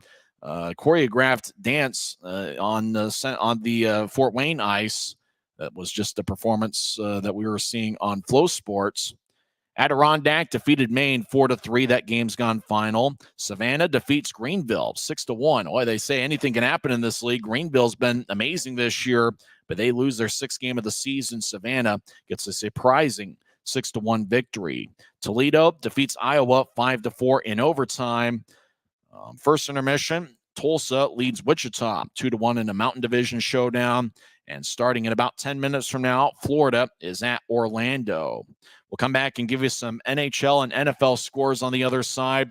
Once again, after one period, Fort Wayne leads Utah 3-0 as Jack Dugan has 1 goal and 2 assists. This is the Grizzlies Hockey Network. At Smith's, shop Kroger brand products for all of your favorite things this holiday season. Because our proven quality products come at exceptionally low prices. And with a money-back quality guarantee, every dish is sure to be a favorite. These are a few of my favorite things. La la la la, la la la la. Whether you shop delivery, pickup, or in-store, Kroger brand has all your favorite things. Smith's, fresh. From commercial to recreational truck accessories, Mountain Land Truck Outfitters has got what you need. Flatbeds, spray and bed liners, lifts and leveling kits, wheels and tires. Mountain Land Truck Outfitters proudly uses a brand you know and trust. And with our experienced, knowledgeable, and friendly staff, your visit here will be informative and enjoyable. Stop into our convenient location in Provo at 265 South 100 West or call 801-225-4637 to get a quote for your fleet or individual truck. Since 1939, America First has helped people start businesses, buy homes and cars, and achieve their financial goals. Today, our top priority is still the financial success of you and your family, which is why we're giving new members $100 when they sign up for a basic savings and checking account, and another $100 when they upgrade to premium checking and enroll in and use direct deposit. So head to AmericaFirst.com today and join the credit union that always puts its members first. First intermission over in Fort Wayne as the Komets lead the Grizzlies 3-0. Utah's NHL affiliate, the Colorado Avalanche, are in action tonight at 6 o'clock. They take on the San Jose Sharks. Let's see if there's other NHL action. There are 5 games this evening. One has gone final. Vancouver defeats Chicago 4-3 as Myers and Miller each had 2 assists for Vancouver. Nick Foligno had 2 of Chicago's 3 goals. Vancouver gets the victory. Their record goes to 21-9-2. Chicago, in a bit of a rebuild right now, their record is 9-20-1. At 4 o'clock, Washington is at Carolina.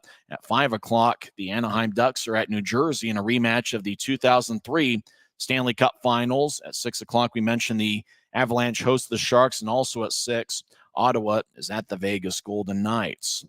It's Week 15 of the National Football League. Let's get to the final scores that happened earlier today. Carolina, in a doozy, defeats Atlanta 9-7 as Carolina gets their second victory of this year. Falcons fall to 6-8. Browns defeat the Bears 20-17 as Cleveland gets their 9th victory of the year. Bears fall to 5-9. Buccaneers defeat the Packers 34-20. That was a game that was shown locally here in the Salt Lake market. Dolphins shut out the Jets 30-0 as Dolphins go to 10-4. The Jets are now 5-9. Saints defeat the Giants 24-14. Saints are now 7-7 this year. Giants fall to 5-9. And in overtime, for a second, I thought this game was going to end in a tie. The Houston Texans get a 19-16 victory as Fairburn got a 54-yard field goal in overtime. They defeat the Titans 19-16. And one other final, Chiefs defeat the Patriots 27-17. Patrick Mahomes, 2 touchdowns, 2 interceptions, and Clyde Edwards-Helaire at 37 yards on the ground. Travis Kelce kind of struggled a little bit. He alligator armed one. He had 5 catches for 28 yards for the Chiefs in the victory. 3 games in progress right now. At halftime, the Bills lead the Cowboys 21-3. There's a surprising score, but as well as the Cowboys have been playing, as the Bills are still looking for revenge from Super Bowls 27 and 28. Then again, some of the players weren't even born back in 1993 when those Super Bowls were being played. Just starting out the third quarter, 49ers lead the Cardinals 28-13, and 9 minutes left in the third quarter as the Rams lead the Commanders 20-0. We'll come back and talk some hockey and have second period action as Utah looking for a comeback. They trail 3-0 after one period. We'll skate 5-on-5 to start the second period on the Grizzlies Hockey Network. Since 1939, America First has helped people start businesses, buy homes and cars, and achieve their financial goals. Today, our top priority is still the financial success of you and your family, which is why we're giving new members $100 when they sign up for a basic savings and checking account, and another $100 when they upgrade to premium checking and enroll in and use direct deposit. So head to americafirst.com today and join the credit union that always puts its members first. Keep this love in a photograph. We made these memories for ourselves, where our eyes are never closing, our hearts are never broken, and time's forever frozen still.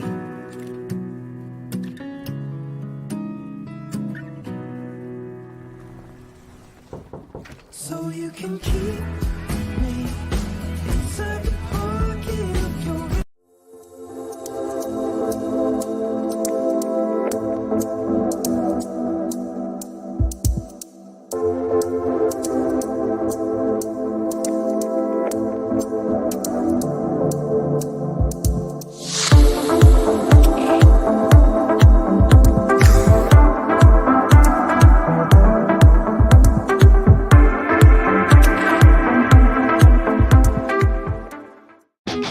Maverick's new bean-to-cup machines always deliver a freshly ground cup of coffee on demand, so you can enjoy any of our premium roasts at their best, day or night, hot or iced.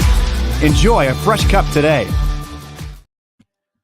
Welcome back to Grizzlies Hockey, and still make your bid for the Optum first goal of the game as Dude's going to score first for the Grizzlies. Now, don't forget, the Grizzlies did score in the first minute of the second period in last night's game. Tyler Penner was the Optum first goal of the game scorer on Friday, and last night it was Brandon Cutler. Both scored very similar. I heard a lot of complaining about Fort Wayne fans about all those were played with high sticks. I mean, really, where's the line? Where's the line where you say, okay, that's a high stick? No, that's good. You know, he just batted it about chest high. I mean, is it the neck? Is it the shoulders? Like, what are we constituting? You know, the puck's lifting in the air. What's a high stick and what's not?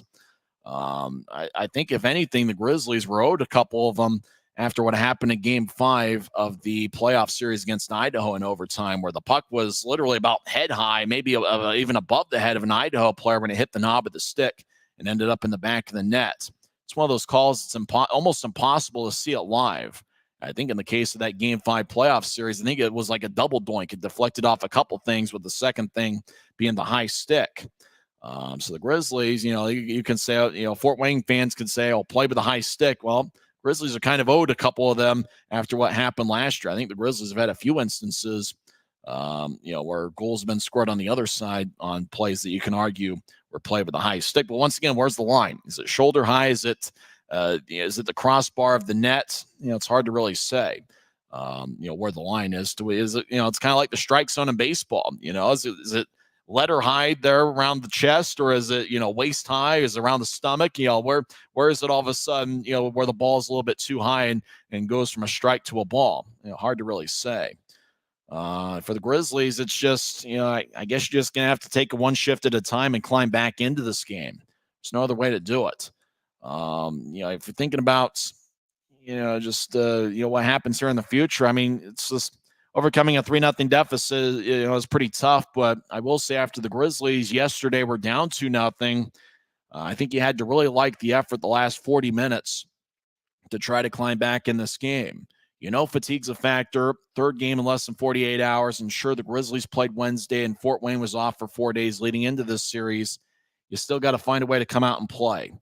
And really what's been the most puzzling to Grizzlies fans, especially the ones that have regularly shown up to Mavericks Center this season, Grizzlies have been, at times, a really good home team. We just saw it on Teddy Bear Toss night 8 days ago. That was about as good as we'll see the Grizzlies play. I think back to that preseason opener. The Grizzlies have lost a lot of guys. Kyle Betts to an AHL contract with Belleville. Grizzlies have had some injuries. Once again, they're without Dylan Fitz, Adam Berg, without Cade Jensen and Michael Underwood. They're without some key pieces. There's no question about it. But they still got to find a way to, regardless of what the lineup looks like, they still got to find a way to get out there and give a great effort. The effort might be there. It's hard to really say from 2 time zones away watching this video feed. But I think it's just safe to say Grizzlies got to pick it up here in the second period and start to turn things around.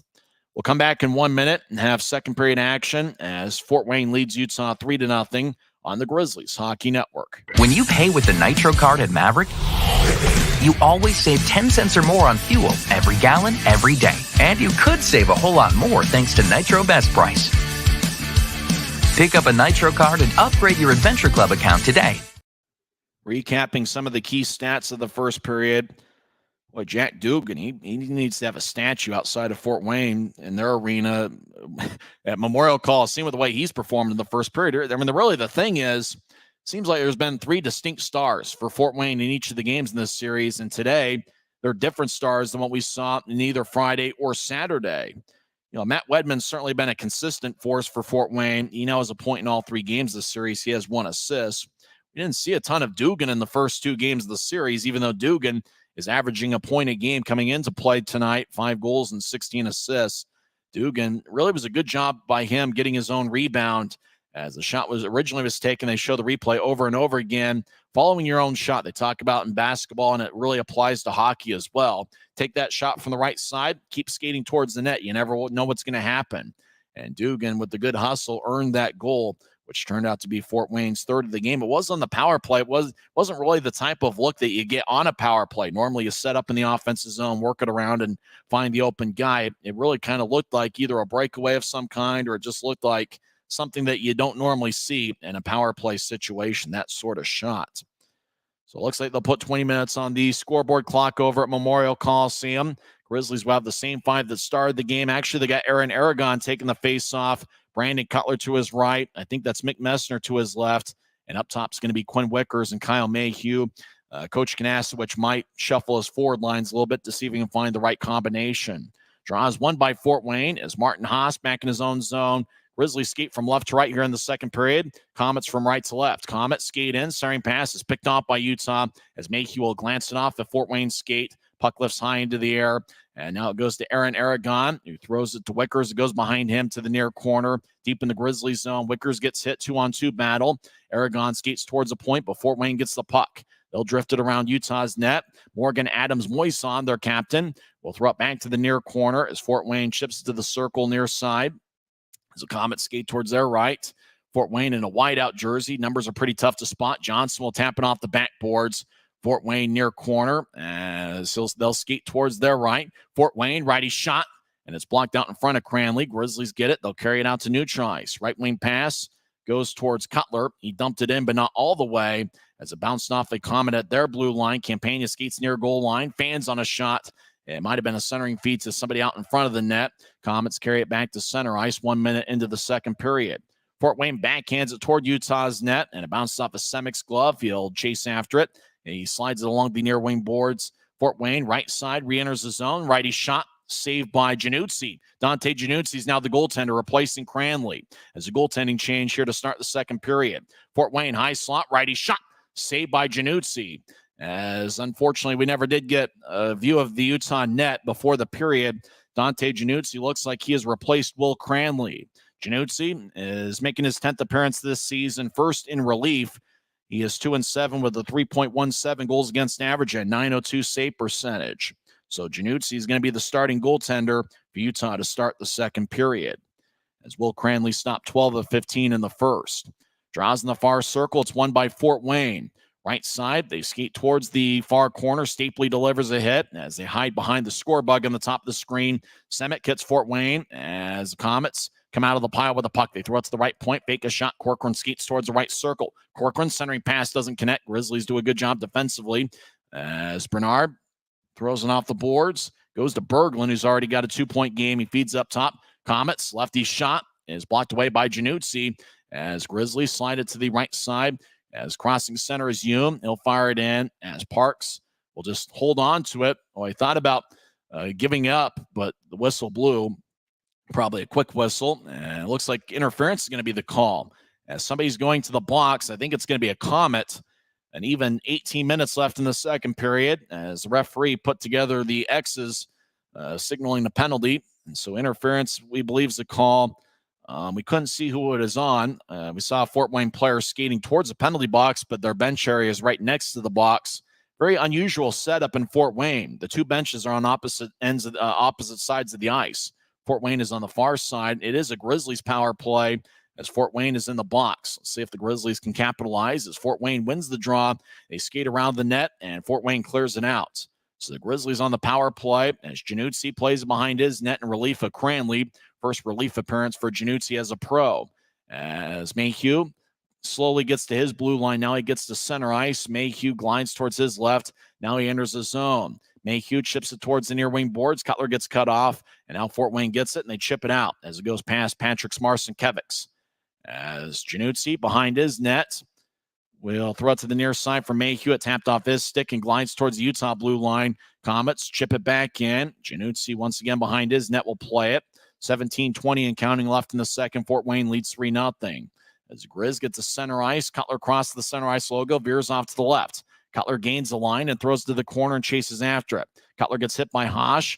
As the puck goes back to the right side, Mayhew feeds it around the boards back towards Cutler. Cutler one-hands it to Campagna. As Marcinkiewicz gets knocked down, Cutler back to Campagna. Over to Cutler, high slot. He feeds it to his right for Mayhew. Mayhew switches places with Cutler as Cutler gets it in the right point, skates towards the circle. He feeds it out in front towards Aragon, but the pass goes wide as Fort Wayne will backhand it out of the zone. As the puck glides along the far wing boards. 16:40 and counting. I think there's 40 seconds left in the Grizzlies power play as Utah makes a change. Stapley out there with Gallant and Burke. As Stapley gets the puck, he skates down the middle. He's still in his own end. Far wing pass. Grizzlies now cross center. Gallant carries it into the zone. He gets hit as the puck drifts towards the far corner. Raby over there. He gets tripped up. Stapley in the area is Burke. As Burke in the corner gets poked away by Bernard. Puck goes back over to Gallant. He skates towards the far goal line, stops, and feeds it to the left point. Yoon gets it taken away. Fort Wayne's got a breakaway. They skate down the right side. Fort Wayne righty shot. Saved by Januzzi. As puck goes back over towards neutral ice. And now out of the box, the Fort Wayne skater. They never did show him on the video feed. As now there's a delayed penalty. Grizzlies are going to be shorthanded. As Fort Wayne will feed it ahead. Now they got a breakaway. Right side, righty shot.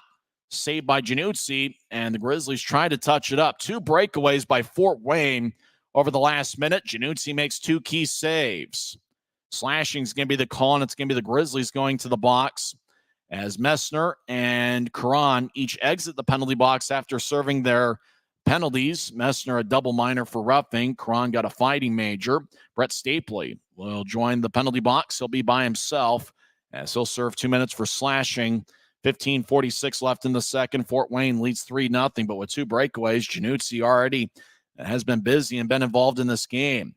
Moisan took one of the breakaways, skated towards the right side. Januzzi, well, I don't know if he got a piece of it or missed the net. It was tough to track the puck where the puck was there.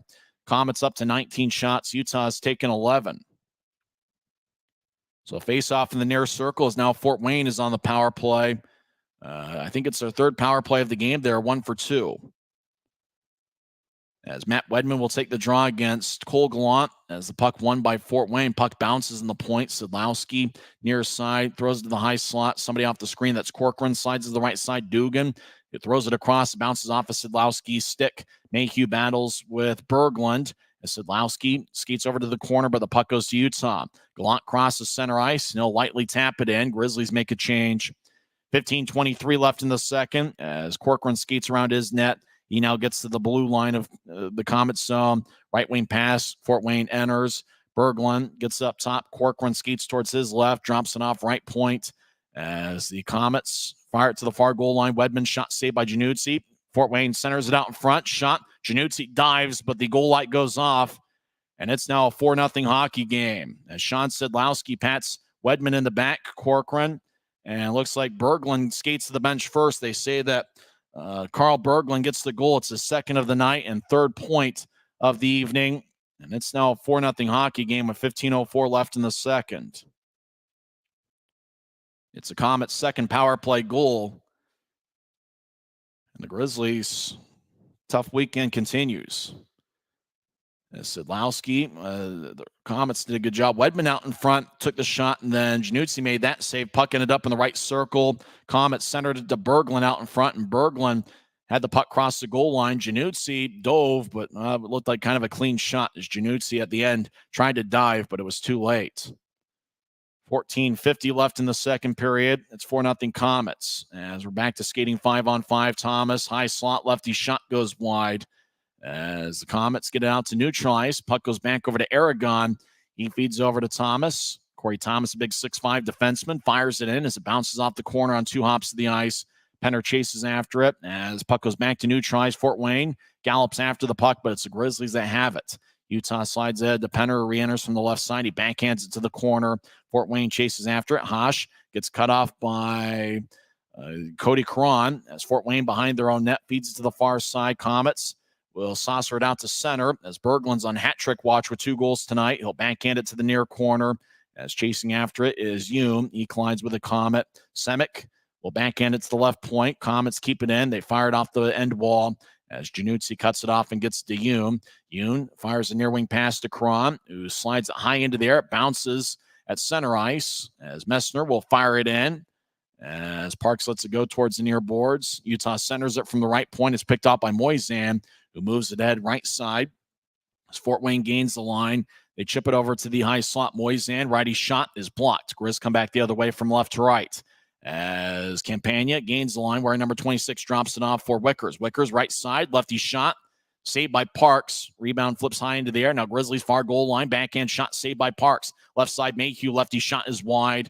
As the Komets battle with Wickers, and getting the puck is Fort Wayne. Their numbers are a little bit tough to spot. It's an orange number, but it fades to white towards the top of the numbers. As Fort Wayne splits a double team, Mayhew drags down a Komet. Oh, it's going to be a penalty.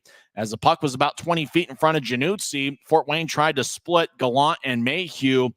Mayhew dragged them down. I think interference is going to be the call, and the Komets are going to go back on the power play. 13:08 left in the second period as Kyle Mayhew goes to the Rogers and Russell Legal Solutions holding cell. We'll come back in 1 minute. Fort Wayne leads Utah 2-0 on the Grizzlies Hockey Network. From commercial to recreational truck accessories, Mountain Land Truck Outfitters has got what you need. Flatbeds, spray and bed liners, lifts and leveling kits, wheels and tires. Mountain Land Truck Outfitters proudly uses a brand you know and trust. And with our experienced, knowledgeable, and friendly staff, your visit here will be informative and enjoyable. Stop into our convenient location in Provo at 265 South 100 West or call 801-225-4637 to get a quote for your fleet or individual truck. Since 1939, America First has helped people start businesses, buy homes and cars, and achieve their financial goals. Today, our top priority is still the financial success of you and your family, which is why we're giving new members $100 when they sign up for a basic savings and checking account, and another $100 when they upgrade to premium checking and enroll in and use direct deposit. So head to AmericaFirst.com today and join the credit union that always puts its members first. So it's 4-0 Komets. Kyle Mayhew gets 2 minutes, we believe, for interference. As we apologize, we beg for a little bit of patience. We're just relying on the Flow Sports feed that we're given.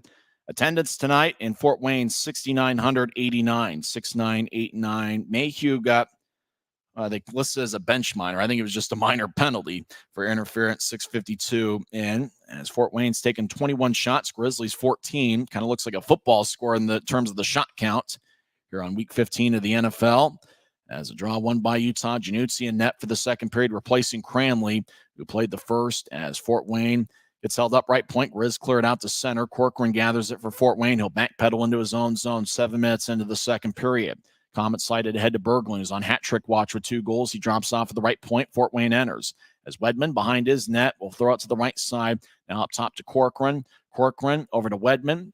Wedman just outside the left circle gets to Corcoran and gets the saucering puck. Now goes back to the right side over to Corcoran. One-timer, save. Now left side shot and a score. As Sean Sidlowski fires away from the left circle. And this one has really gotten away from Utah. It's now 5-0 with 3 Fort Wayne power play goals. Sidlowski gets his 4th of the year. He has a goal in back-to-back games. And Fort Wayne has 5 goals on 22 shots.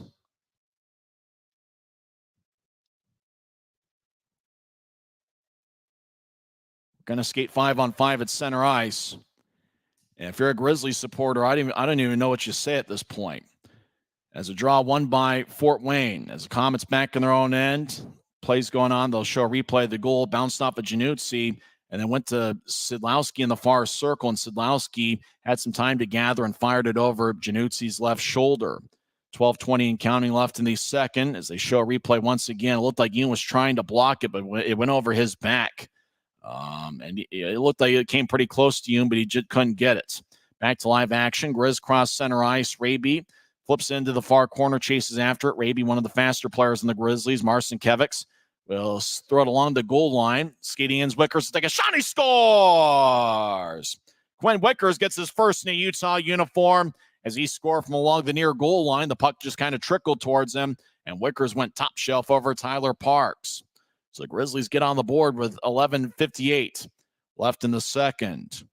Wickers now has a point in all 3 games he's played with Utah. As the puck slid towards Wickers, he was skating down the middle, and Raby was in the area, but it was Wickers that put it away. So Grizzlies have something to celebrate here halfway through. Quinn Wickers is first in a Grizzlies uniform. As the Komets win the faceoff, they skate from right to left. It's now 5-1. Fort Wayne gains the line right side. They drop it off. Burke in the area as the Komets drop it off. Now they skate down the middle. Fort Wayne left side, backhand shot saved by Januzzi. Fort Wayne gets the rebound. They skeet towards the right. Komets dropping off as Fort Wayne, right circle, lefty shot, and it goes wide and bounces off the protective netting. 11:33 left in the second period. Wickers got the goal. We'll see yet who will get the assist. Time of goal was 8:02 into the second period. So Wickers with a goal in back-to-back in 3 straight games for Utah. He had an assist in each of his first 2 games. It's his 4th professional goal. He scored 3 goals in a 2-year stretch last season with the Rapid City Rush. He had 1 goal in 50 games last year. 2 years ago, Rapid City made the playoffs. He had 2 goals in 43 games. As Grizzlies get it at center ice after winning the faceoff, Cutler moves it ahead. Centering pass shot. And it looks like Campagna got back checked. He didn't get the shot off as he was cutting towards the net. Yoon neutralized, drives it back in. Parks behind his net. Will drop it off. 11:13 left in the second. 5-1 Komets as Quinn Wickers scored his first in a Utah uniform. Puck exited the zone and went back into the Komets zone as Messner played it offside, or the Grizzlies. 11:10 left in the second. Utah's up to 15 shots. Fort Wayne has taken 23. Komets have an 8-5 edge here in the second period. As I guess the key for the Grizzlies is to stay out of the penalty box. Fort Wayne is 3 for 4 on the power play. Utah is 0 for 3. As the draw is going to be the near side, Gallant will take it, but it's Fort Wayne that wins it. As the Komets deep in their own zone, skate from right to left. As 9 minutes into the second period, outlet pass towards Berglund. He chases after it. Januzzi behind his net will fire it towards the far corner. Puck bounces in the far point as Aragon battles. Fort Wayne comes out with it. Komets skate towards the left circle. Righty shot. Glove saved by Januzzi. He holds on with 10:49 left in the second. Boy, these numbers, Shane Albarani, the Fort Wayne broadcaster on Friday, warned me about the jerseys they were going to wear on Saturday and Sunday. As for the third straight game, this security person is dancing. That must be a thing in Fort Wayne. I think she probably does that every home game. They show her on the big board, and all of a sudden she starts dancing. Off the drop, Komets, righty shot is blocked away. Januzzi might have made a save. Thomas goes flying to the ice. And now it looks like we're going to have a fight in the near corner as Thomas went flying with a high hit as Jordan Stone is going to get in a fight. Stone, and it looks like that's number 42, Vincent DeMay, as Stone, the linesmen have Stone between Stone and DeMay as Corey Thomas got hit. It looked like Thomas was going to deliver a hit in the corner, and then I believe it was DeMay just kind of shouldered up and hit Thomas high. I don't know if Thomas, Colin Lee, the Grizzlies trainer, is going to look at Thomas. Stone and DeMay were battling right next to Corey Thomas as Colin Lee, the Grizzlies trainer, now looking at Thomas, and he is still on the ice. As Vincent DeMay, this is the first time he's played in this series. He's kind of looking around going, what did I do? Looked like, the only thing about that hit, it looked pretty high from what we saw. And then once you saw Stone going over there, you knew there was going to be a battle. And the linesman stepped in before anything else could take place. So I'm not even sure you can call it a real fight. 5-1 Komets, 10:41 left in the second. Hopefully Corey Thomas is okay. One of 6 defensemen. Utah, this road trip, have been without Keone Teixeira, one of their best defensemen.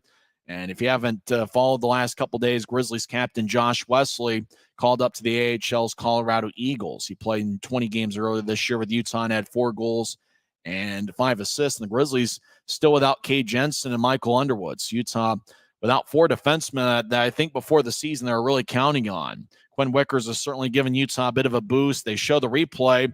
Yeah, it looked like Thomas was going to the corner and was going to deliver a hit, and DeMay just kind of, instead of going and playing the puck, just kind of reversed and went back and hit Thomas. As Thomas went flying, and then Jordan Stone went over and confronted DeMay, and Raby was over there, and Berglund, and then Stone. Both guys still had their gloves on, but Stone was able to get a couple pushes on DeMay, and the linesman quickly stepped in. Kind of the tough thing. You almost need to see where Thomas's face was in relation to DeMay. It's hard to say. I mean, it's almost like part of the impact, one was DeMay's shoulder. The other was probably Thomas hitting the ice. Hopefully he's okay, as the Grizzlies trainer Colin Lee was looking over him. There's 10:41 left in the second. And good for Jordan Stone. It's one of those that when you see a guy go flying in the corner like that, it wasn't towards the boards. Thomas was skating towards the boards, and DeMay just and Thomas went flying back towards the middle of the ice. Hopefully he's okay. Thomas, probably the biggest of all the Grizzlies skaters at 6'5" and 210 pounds. Although he's listed at 215. Maybe he's lost a couple pounds over the last week. I don't know. Looks like we're skating 4-on-4, we believe. Maybe it's 5-on-4. It is a power play for Fort Wayne, as Stone must have gotten a little bit more than DeMay. And so Fort Wayne's on the power play. Grizz won the faceoff and clear it out. As Fort Wayne gets to center ice, Berglund throws a right wing pass. Komets center of the zone. They get around Mayhew. Fort Wayne kicks it out in front. It bounced off a Grizzlies skate. It goes to the near side.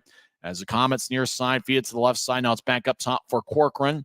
He gets it to the left side as Sidlowski surveys. Now he fires it towards the right side. Now back to Corcoran. Righty shot is blocked by Messner, and the Grizzlies are able to clear it out. We're halfway through the scheduled 60 minutes. Fort Wayne leads 5-1. They're on a power play right now, as Quinn Wickers has Utah's lone goal. He has a point in all 3 games in this series. Fort Wayne gains the line, throws to the right side. Komets towards the right circle. They slide it across. The Komets look like they made a line change. Fort Wayne throws to the near corner. Now back up top. Along the boards, Chizen will drop it off behind him. Left side as Johnson back to Chizen. Chizen throws to the right side. Bouncing puck goes off the corner as Semick chases after it. Fort Wayne will slide it to the left side as Adams Moisan tried to corral it, but it exits the zone. As Moisan back in the Fort Wayne end, late in I believe a 2-minute power play. We're not really sure. I'd have to check the ECHL app during the next whistle as Fort Wayne moves it ahead. Bouncing puck. It gets past Semick as Fort Wayne towards the far circle. Semick cuts him off. Semick has played well this weekend as the Grizzlies get it and clear it out. 9:07 and counting left in the second. It's still 5-1 Fort Wayne. As the Komets skate from right to left in the second period, they've outshot the Grizz 24-15. As Fort Wayne crosses center ice, right wing pass. Fort Wayne dumps it in. Januzzi lets it go past him to the side of the net. Fort Wayne kicks it out in front. Pass goes wide. As it's just a 2-minute penalty for roughing for Stone. Grizzlies clear it out. Time of penalty was 9:19 in. And so Fort Wayne back around their net. As it looks like they've got a little bit of urgency here. They cross center ice, right wing. Fort Wayne gains the line, drops it off. Grizz get it, and they clear it out. I think we're skating 5-on-5 again. As good penalty kill by the Grizzlies this time. As it goes back over far side. Fort Wayne ricochets it off the boards. Grizzlies slide it across to Mayhew. Diagonal pass. Grizzlies back in their own zone. A lot of quick passes. Mayhew crosses center ice, left wing over to the left point. Grizzlies enter. Now Mayhew fires it off the backboard. Stapley chases after it. And now the Grizzlies wraparound shot saved by Parks. Aragon hacking away as he was the one that took the shot. Cron in the area. Looks like Parks is covered up. There's 8:05 left in the second. As Grizzlies killed off the Jordan Stone roughing minor, which was 9:19 into the second period. Timeout on the ice. Komets lead 5-1 as Quinn Wickers got his first in a Utah uniform. 8:02 in with Dakota Raby and Patrick Marcinkiewicz getting the assist. It's Marcinkiewicz' third assist of the year, and for Dakota Raby, it's his seventh helper. We're back in 45 seconds on the Grizzlies Hockey Network.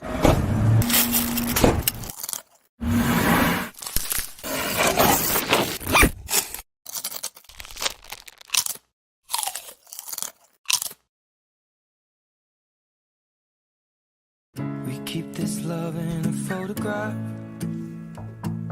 We make these memories for ourselves, where our eyes are never closing, our hearts are never broken, and time's forever frozen still.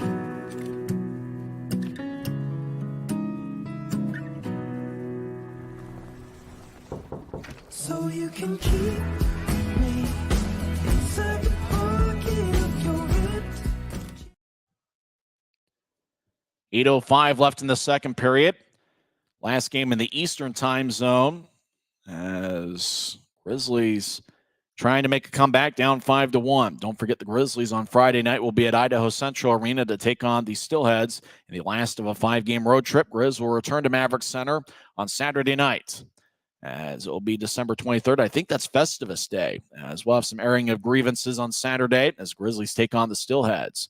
Fort Wayne wins the faceoff. They kick it out to center ice. Now left wing pass bounces off of Berglund. Berglund's had a good game with 2 goals and 1 assist and a +2 rating near side as Fort Wayne pokes it away from Cutler as the Komets near goal line look to center it, and it bounces off of Utah. Puck flips high into the air. Mayhew trying to locate it as goes to Wickers, who will bounce it to Cutler, who will tap it off a Fort Wayne skate.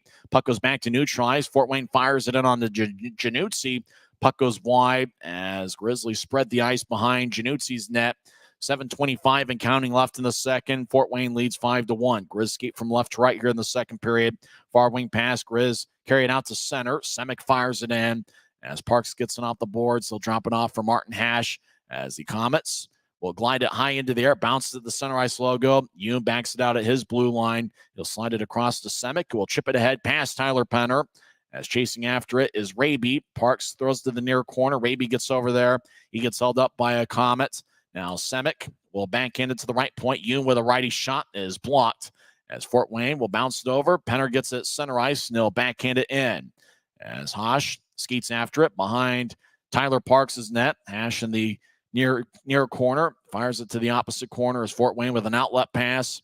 It doesn't connect, but it got redirected at neutral ice. No icing. Grizzlies have it. They skate around Januzzi's net. Puck goes out to center ice as Fort Wayne at center fires a diagonal pass. It connects to Turlindo now on the ice. As Linden skates towards the far corner, Marcinkiewicz gets there first. He gets over to Quinn Wickers. Wickers at the near goal line of Utah's zone. Now he goes behind Utah's net. Mayhew on the ice as Burke cutting towards the far side. As Wickers over to Burke, across off the wall to Mayhew. Mayhew slides it ahead as goes past Stapley. Gallant chases after it, but the Komets get it. 6 minutes left in the second. Fort Wayne chips it off the wall as the Komets cross center ice. Wedman gains the line, skates down the middle, but the Komets are offside with 5:58 left in the second period. We'll come back in 1 minute as Fort Wayne leads Utah 5-1 on the Grizzlies Hockey Network.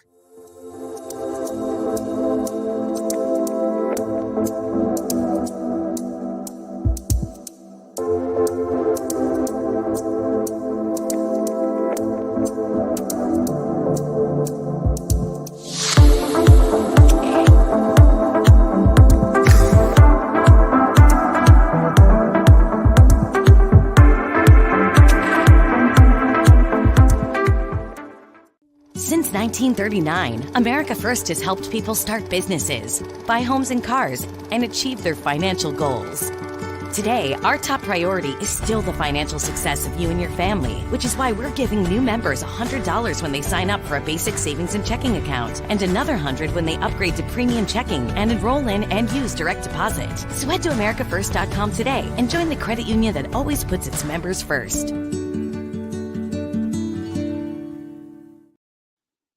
Draws game at neutralized. Fort Wayne leads 5-1. 5:58 left in the second period. Komets have a 9-6 shot edge here in the second period.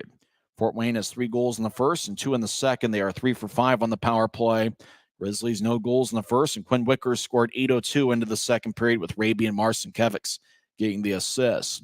Draw won by Fort Wayne. They get to center ice. Komets get to the Utah line and slide along the boards. Puck kicks off the corner and glides towards the high slot. Komets, Xavier Bernard throws it off the far corner as Fort Wayne in the white jerseys feed it out in front. Wedman lets it go as the puck bounces off the near boards near Utah's bench.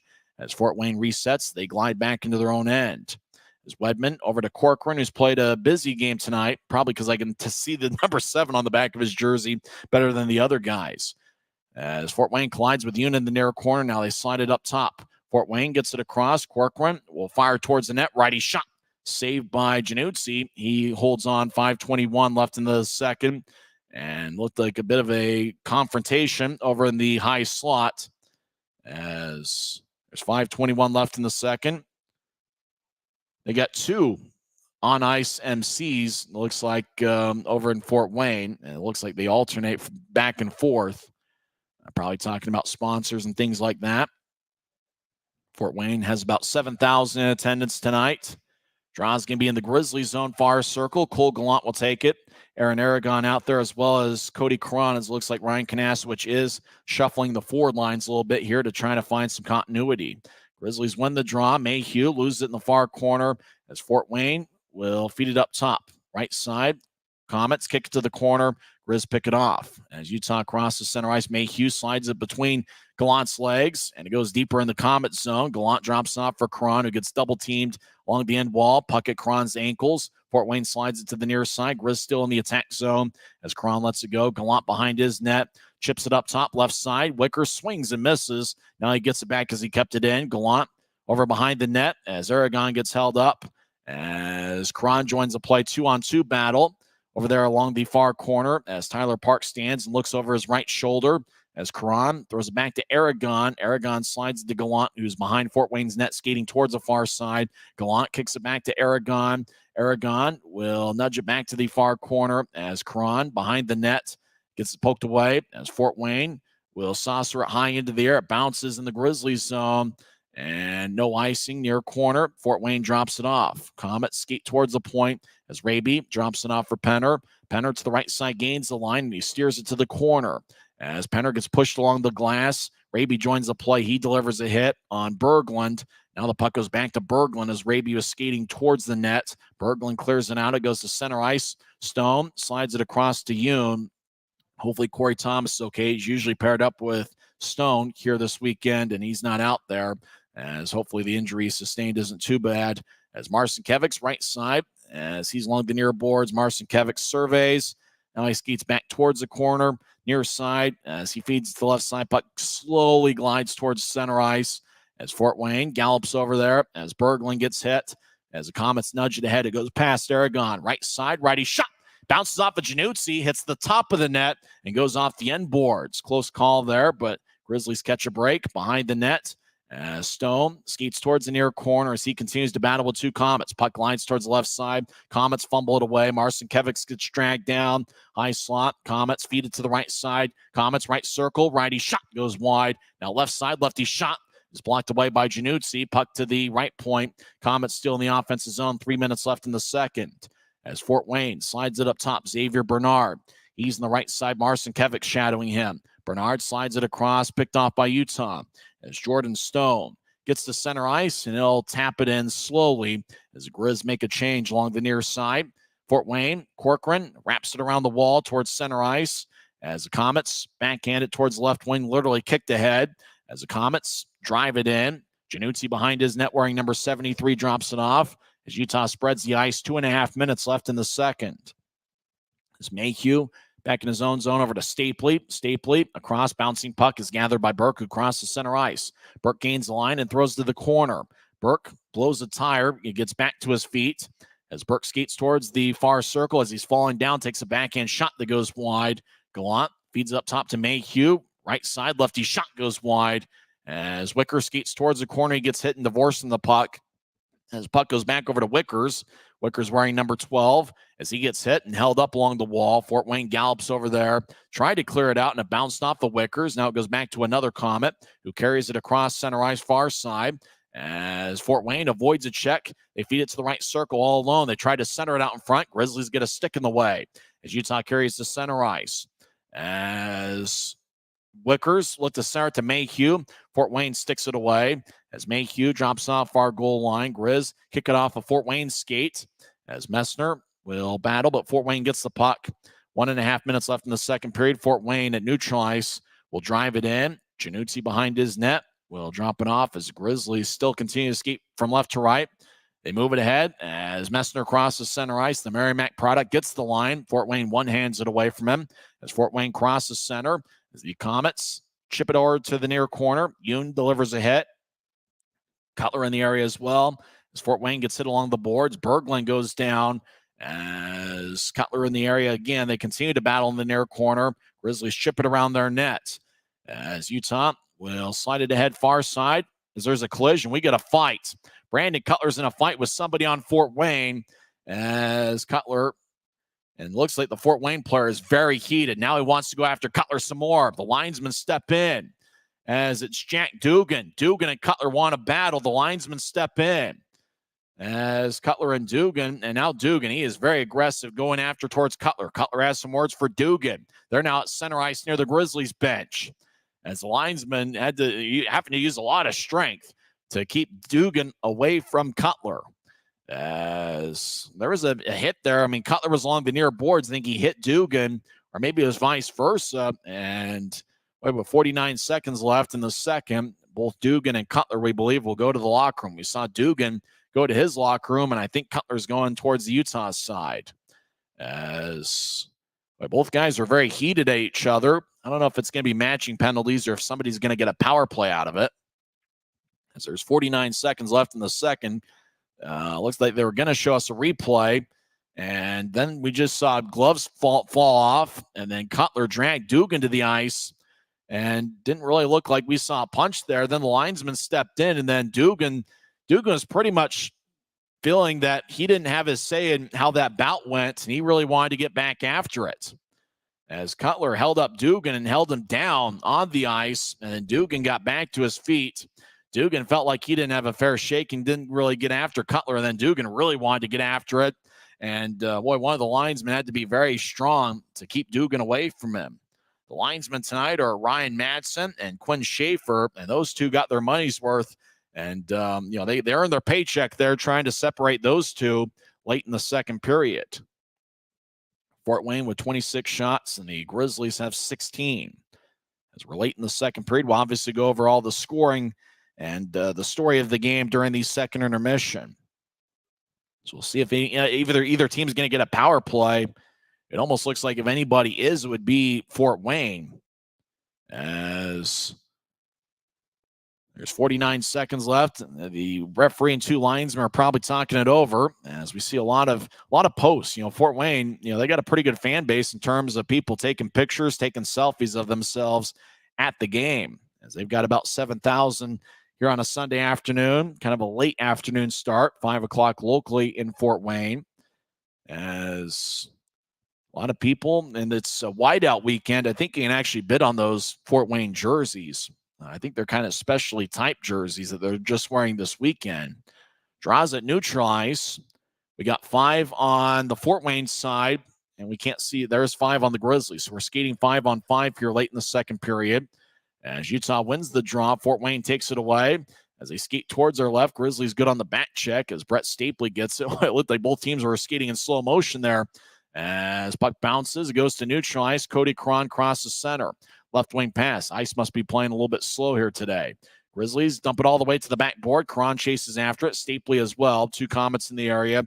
As Cron, far corner, gets pushed. Cron now skates towards Fort Wayne's net towards the near side. Righty shot is saved by Parks. Rebound goes to the Komets. 15 seconds left in the second.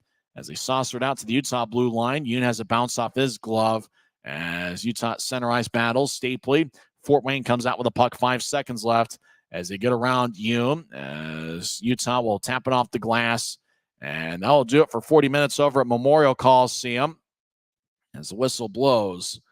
Looked like there might have been a high stick there towards the end of the period. I don't know if it got called or not. As we're through 2 periods, the Komets scored 3 in the first and 2 in the second.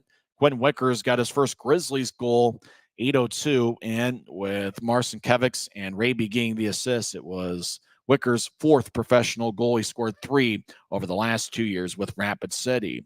We'll come back and recap everything that's happened in the first 2 periods as Fort Wayne leads Utah 5-1 on the Grizzlies Hockey Network.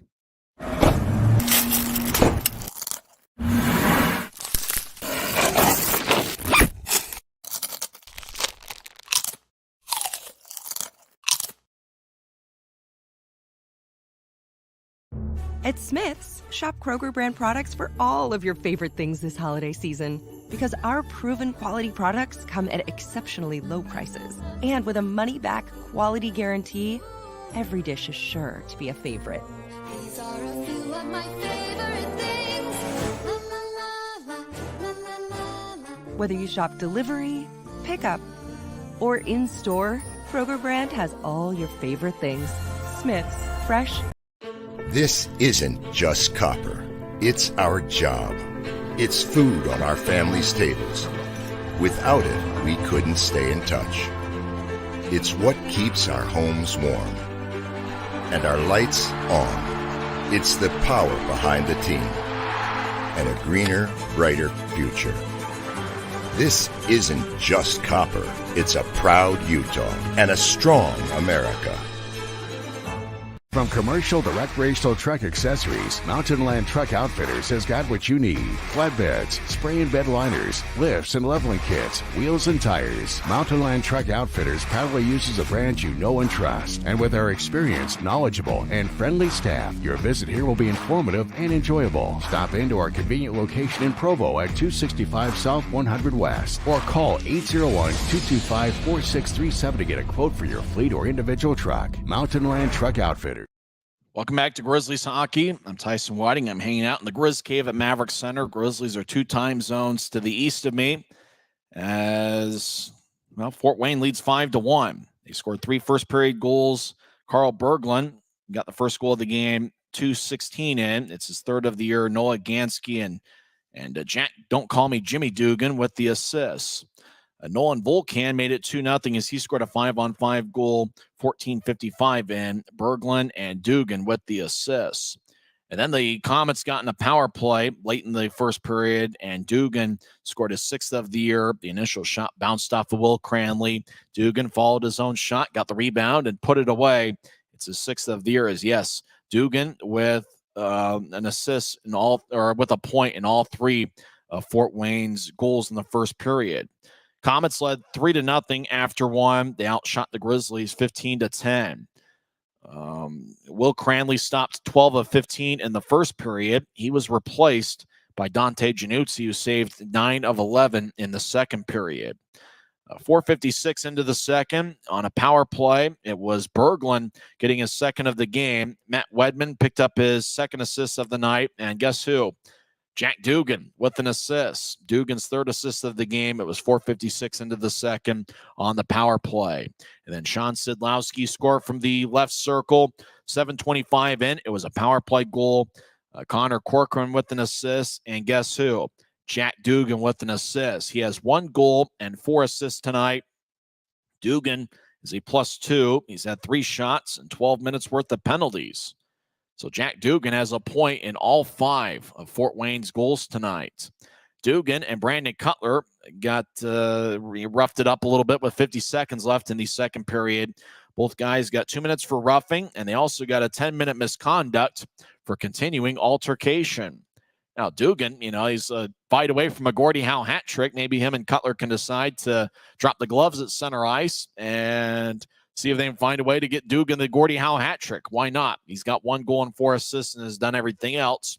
Rumor has it that Jack Dugan is actually selling popcorn in the concession stands during the intermissions. And while he's not on the ice taking a shift, he's out selling beer as well. Jack Dugan's doing it all for the Fort Wayne Komets here tonight. Grizzlies got on the board, 8:02 into the second. Quinn Wickers with his first in a Utah uniform. He now has a point in all 3 games with Utah. Dakota Raby and Patrick Marcinkiewicz with the assist. Marcinkiewicz now with his 3rd assist in 6 games as a pro. Wickers, it was just puck was along the goal line, and Marcinkiewicz chipped it ahead. Raby got a piece of it, and then Wickers was all alone. Just near Tyler Parks' left shoulder, and he fired away. And I don't think Parks really saw it, but even then it was a close-range shot. Quinn Wickers didn't miss. As looks like he's going to be a pretty good performer for the Grizzlies, wearing number 12, as he's been paired up most of the weekend with Kyle Mayhew. Neither team scored in the final 11 minutes and 58 seconds of the second period. It's been a spirited game, though. Grizzlies 31 minutes worth of penalties. Fort Wayne with 27. As Cody Cron got in a fight with Jack Gorniak, 16:33 into the first. And we'll see if we'll see any extracurricular stuff in the third period. The attendance tonight already announced, 6,989 through the gates at Memorial Coliseum. Fort Wayne, 15 shots in the first, 11 in the second. Utah, 10 shots in the first and 6 in the second. Let's see who's been aggressive for Utah. The shot count's been pretty balanced. Kyle Mayhew leads Utah with 3 shots. Quinn Wickers, Aaron Aragon, and Cody Caron, or make that Cole Gallant.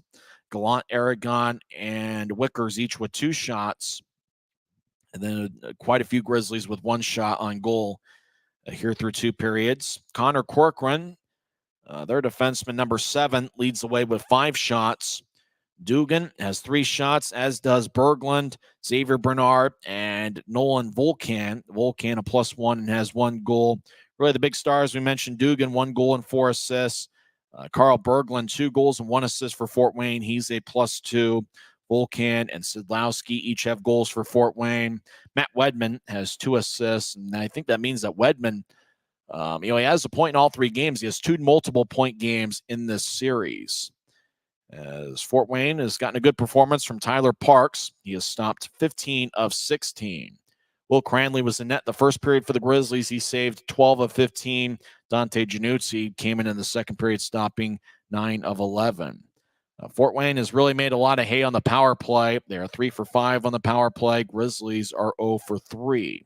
When we come back, we'll go over some scores from around the world of sports. Second intermission over at the Memorial Coliseum, and Fort Wayne leads 5-1. This is the Rio Tinto Kennecott Intermission Report on the Utah Grizzlies Hockey Network. Since 1939, America First has helped people start businesses, buy homes and cars, and achieve their financial goals. Today, our top priority is still the financial success of you and your family, which is why we're giving new members $100 when they sign up for a basic savings and checking account, and another $100 when they upgrade to premium checking and enroll in and use direct deposit. So head to AmericaFirst.com today and join the credit union that always puts its members first. We keep this love in a photograph. We make these memories for ourselves. Where our eyes are never closing, our hearts are never broken, and time's forever frozen still.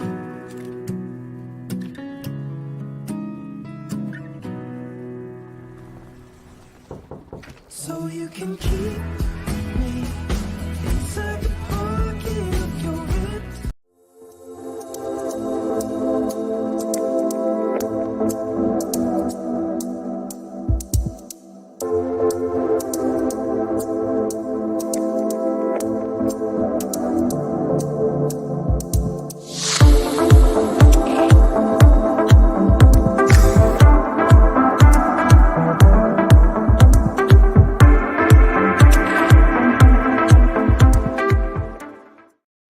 Second intermission, Fort Wayne leads Utah 5-1.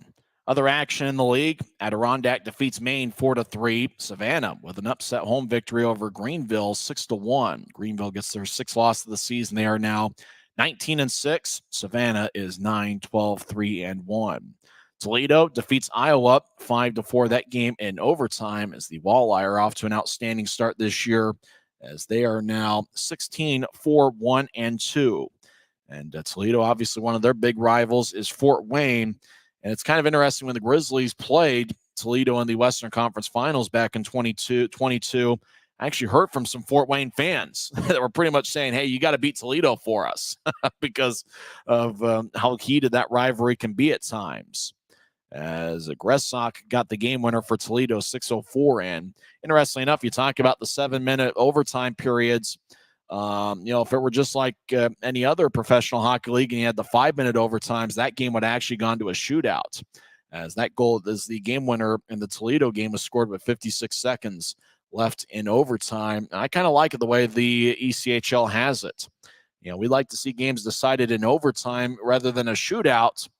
Now, what am I to say? Grizzlies haven't had an overtime game all season. It's kind of odd to say. I mean, Atlanta has had one overtime game. Otherwise, everybody has had at least two overtime contests this year. That's kind of odd to say. The Grizzlies are the only team who have not played in overtime, and that's been the fact for at least the last month. I think dating all the way back to mid-January, the Grizzlies have been the only team that has not played past regulation this season. Kind of an odd stat here in the first third of the season. Early third period, Wichita leads Tulsa 3-2. So it looks like a pretty good battle there in the Central Time Zone. Tulsa has goals from Gervais and Tyler Poulsen. Wichita has goals from Finnegan, Braden Watts. Actually, Finnegan's got 2 goals for Wichita, and Braden Watts has a second period goal for the Thunder. Grizzlies will be watching Tulsa over the next couple weeks as that will be the Grizzlies' opponent for a 3-game set at Maverick Center on December 29th, 30th, and 31st. Florida and Orlando were supposed to start at 4 o'clock in the Mountain Time Zone. They haven't gotten started yet. They were supposed to open doors. They moved the face-off back an hour to 7 o'clock Eastern. Apparently, they still haven't opened the doors. I was trying to check the social media accounts to see, what's going on with that game because they've yet to gotten started. A rumor has it that Amway Center lost power and the ice melted. So who knows if that game's going to be played. They have still not let fans in. They were supposed to start at 6 o'clock. They moved it back an hour. Apparently, they're still not letting fans in.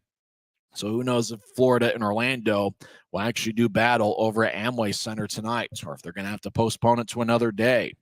Now, those are the ECHL scores tonight. Now, let's go over some Week 15 of the National Football League. I know that's why I'd be watching if I wasn't sitting here in the Grizz Cave. Games have gone final in a real doozy. A classic, an instant classic over in Charlotte. The Panthers defeat the Falcons 9-7 as Carolina kicks 3 field goals. Their record goes to 2-12 this season. Falcons fall to 6-8. Browns defeat the Bears 20-17 as Cleveland kicked the last second field goal. Tampa Bay over Green Bay 34-20 as the Buccaneers are now 7-7 this year. And that was a big loss for the Packers. They are now 6-8. Dolphins defeat the Jets 30-0. Saints over the Giants 24-6. In overtime, the Houston Texans get a late field goal, 54 yards from Fairburn, as they defeat the Titans 19-16. Chiefs over the Patriots 27-17. Games in progress, 4 minutes left in the fourth quarter. 49ers lead the Cardinals 42-22. 5 minutes left in the fourth quarter. Rams lead the Commanders 28-14. And a little bit of a surprise over in Buffalo, 48 degrees, a nice weather day, but the Bills lead the Cowboys 31-3.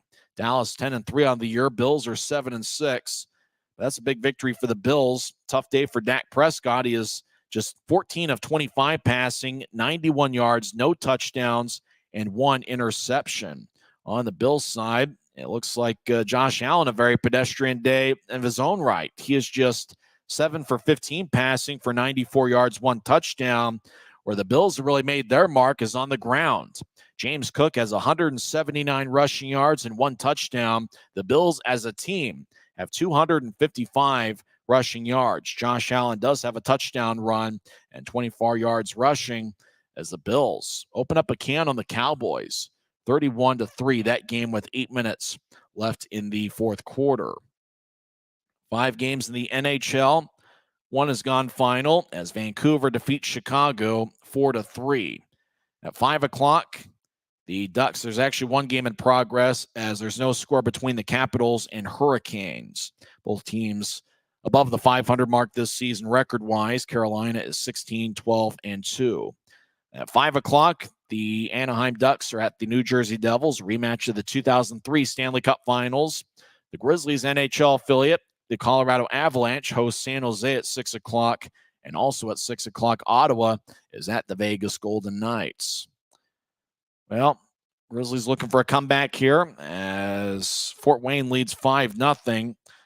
Looked like there could have been a penalty for a high stick at the very end of the second period. I'm not sure it was actually called, though, so it looks like we will skate 5-on-5 to start the third period with 50 seconds left in the second frame. Brandon Cutler and Jack Dugan each got 2 minutes for roughing and a 10-minute misconduct for continuing altercation. I guess if you really make the linesman work for it to try to keep you separated from the other guy, that's probably considered continuing altercation, as the two linesmen, Ryan Madsen and Quinn Schaefer, each got their money's worth, and they really earned their paycheck right there in the final minute of the second period. We'll see what happens here in the third when we come back. Once again, the score after 2 periods, Fort Wayne leads Utah 5-1. It's the last game in the Eastern time zone for the Grizzlies here during this road trip. I wonder if it's the last one that the Grizzlies will play in the Eastern time zone this season. Checking the schedule, they do have a road trip against Newfoundland in early January, but they are so far east, they're in their own time zone. They are not in the Eastern time zone. So, yes, this is the last game in the Eastern time zone that the Grizzlies will play this season. We'll come back in 2 minutes and have third period action as Fort Wayne leads Utah 5-1 on the Grizzlies Hockey Network. When you pay with the Nitro card at Maverick, you always save 10 cents or more on fuel every gallon, every day. And you could save a whole lot more thanks to Nitro Best Price.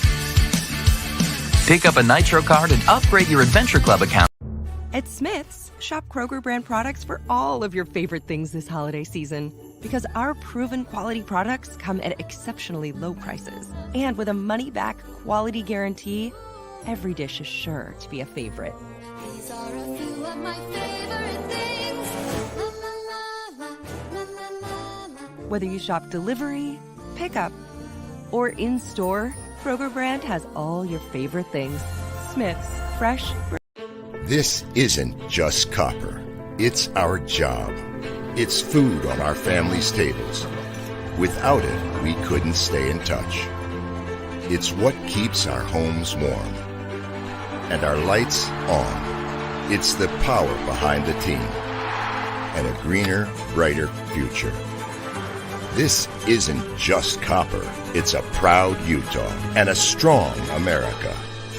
From commercial to recreational truck accessories, Mountain Land Truck Outfitters has got what you need. Flatbeds, spray and bed liners, lifts and leveling kits, wheels and tires. Mountain Land Truck Outfitters proudly uses a brand you know and trust. And with our experienced, knowledgeable, and friendly staff, your visit here will be informative and enjoyable. Stop into our convenient location in Provo at 265 South 100 West or call 801-225-4637 to get a quote for your fleet or individual truck. Mountain Land Truck Outfitters.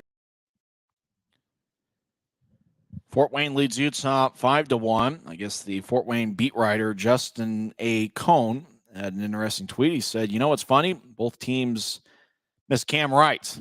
I think he's probably right about that. Cameron Wright led the Grizzlies in goals and points last year. He signed an AHL deal with Bakersfield. He started the year in Fort Wayne, played 4 really good games, and he's been with Bakersfield ever since.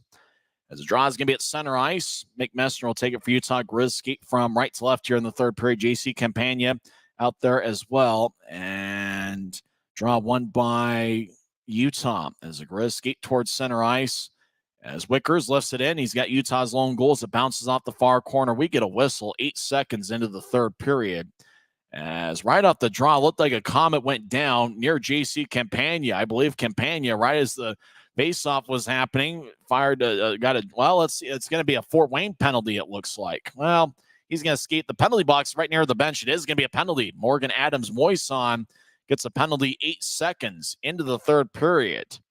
So it looks like the Grizzlies are going to get an early third period power play as Burke, Stapley, Gallant, Karan enter the ice, Gallant as well, and Kyle Mayhew. So 4 forwards. Actually, it's Brian Yoon. That's the defenseman for Utah, Yoon instead of Mayhew.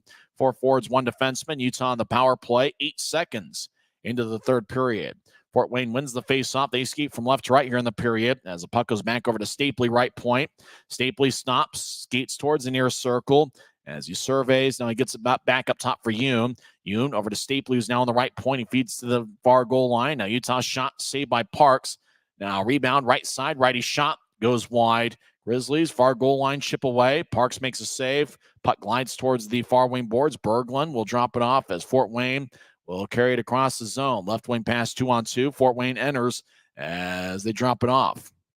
Fort Wayne around Utah's net, Dante Januzzi in there. Grizzlies recapture the puck as Yoon skates down the middle as he crosses center ice. Left wing pass goes off Fort Wayne as they clear it back to center. As Januzzi back to the left side, fires it off the near wing boards as he was over in the far corner. As Karan, 1 minute into the third period, gets around center ice halfway through the power play. As he gets poked away, Mayhew joins as he gains the line with the puck. He feeds to his left for Raby. Raby dances around the point back towards Mayhew. One-timer saved by Parks. Rebound to the far side as Fort Wayne clears it out as it goes past Mayhew. As Januzzi skates towards the near corner, outlets to Raby, but Raby skates around Januzzi's net, drops it off for Mayhew. Mayhew skates down the middle. He's got 6 goals this season. He'll drop it off as the Grizzlies get to Campagna. Across the center ice. Now he gains the line. Veers off to the left. Campagna, lefty shot. Saved by Parks. He holds on as the whistle blows with 18:22 left in the third. So about 30 seconds left in the Grizzlies power play. Campagna with a good shot. Well, he's one of those guys, he just kind of looks like with a quick wrist shot, the puck ends up gliding towards the goaltender in a hurry. Looks like he's got a pretty good shot when he's all alone. Looks like he has the ability to score some goals. Campagna, in his 201st ECHL game, he's got 76 goals and 66 assists in this league. Draw one by Fort Wayne. They skate around Parks' net, and they fire it away. It goes past Campagna deep in the Grizzlies zone. Januzzi behind his net.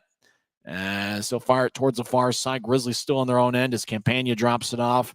As Mayhew gets to neutral ice, he crosses the red line. Right wing pass off the boards. Mayhew chases after it. He gets at the far goal line. Throws it to Wickers. As he gets up top right side, Grizz fake a shot as Campagna over to Mayhew. Campagna was the one that faked the shot. Mayhew shot saved by Parks. Rebound. Fort Wayne couldn't clear it out. As looks like we're back to 5-on-5 skating as Haas goes down. As Messner battles. As Moisan fresh out of the box pokes it back to center ice. Grizzlies still have it. Yoon across to Mayhew, slides along the boards. We haven't seen Corey Thomas since he got hit late in the second period. We'll see if we can spot him in the third. As over the right side, Semick shot goes wide. He was actually the left side. Puck near Parks. He covers up. As Grizzlies doing a good job keeping the puck in the offensive zone there after the power play ended. 17:21 left in the third. Fort Wayne leads 5-1. Komets have taken 27 shots. Utah has taken 22. It'll be an offensive zone draw for Utah. Brian Yoon and Jacob Semick, the 2 defensemen out there. Karan, Penner, and Aragon, with Penner taking the face-off. Penner, as the linesman didn't drop the puck. Both guys went after it. Now the puck is dropped. Utah wins the face-off. Right side, Yoon, righty shot is blocked away.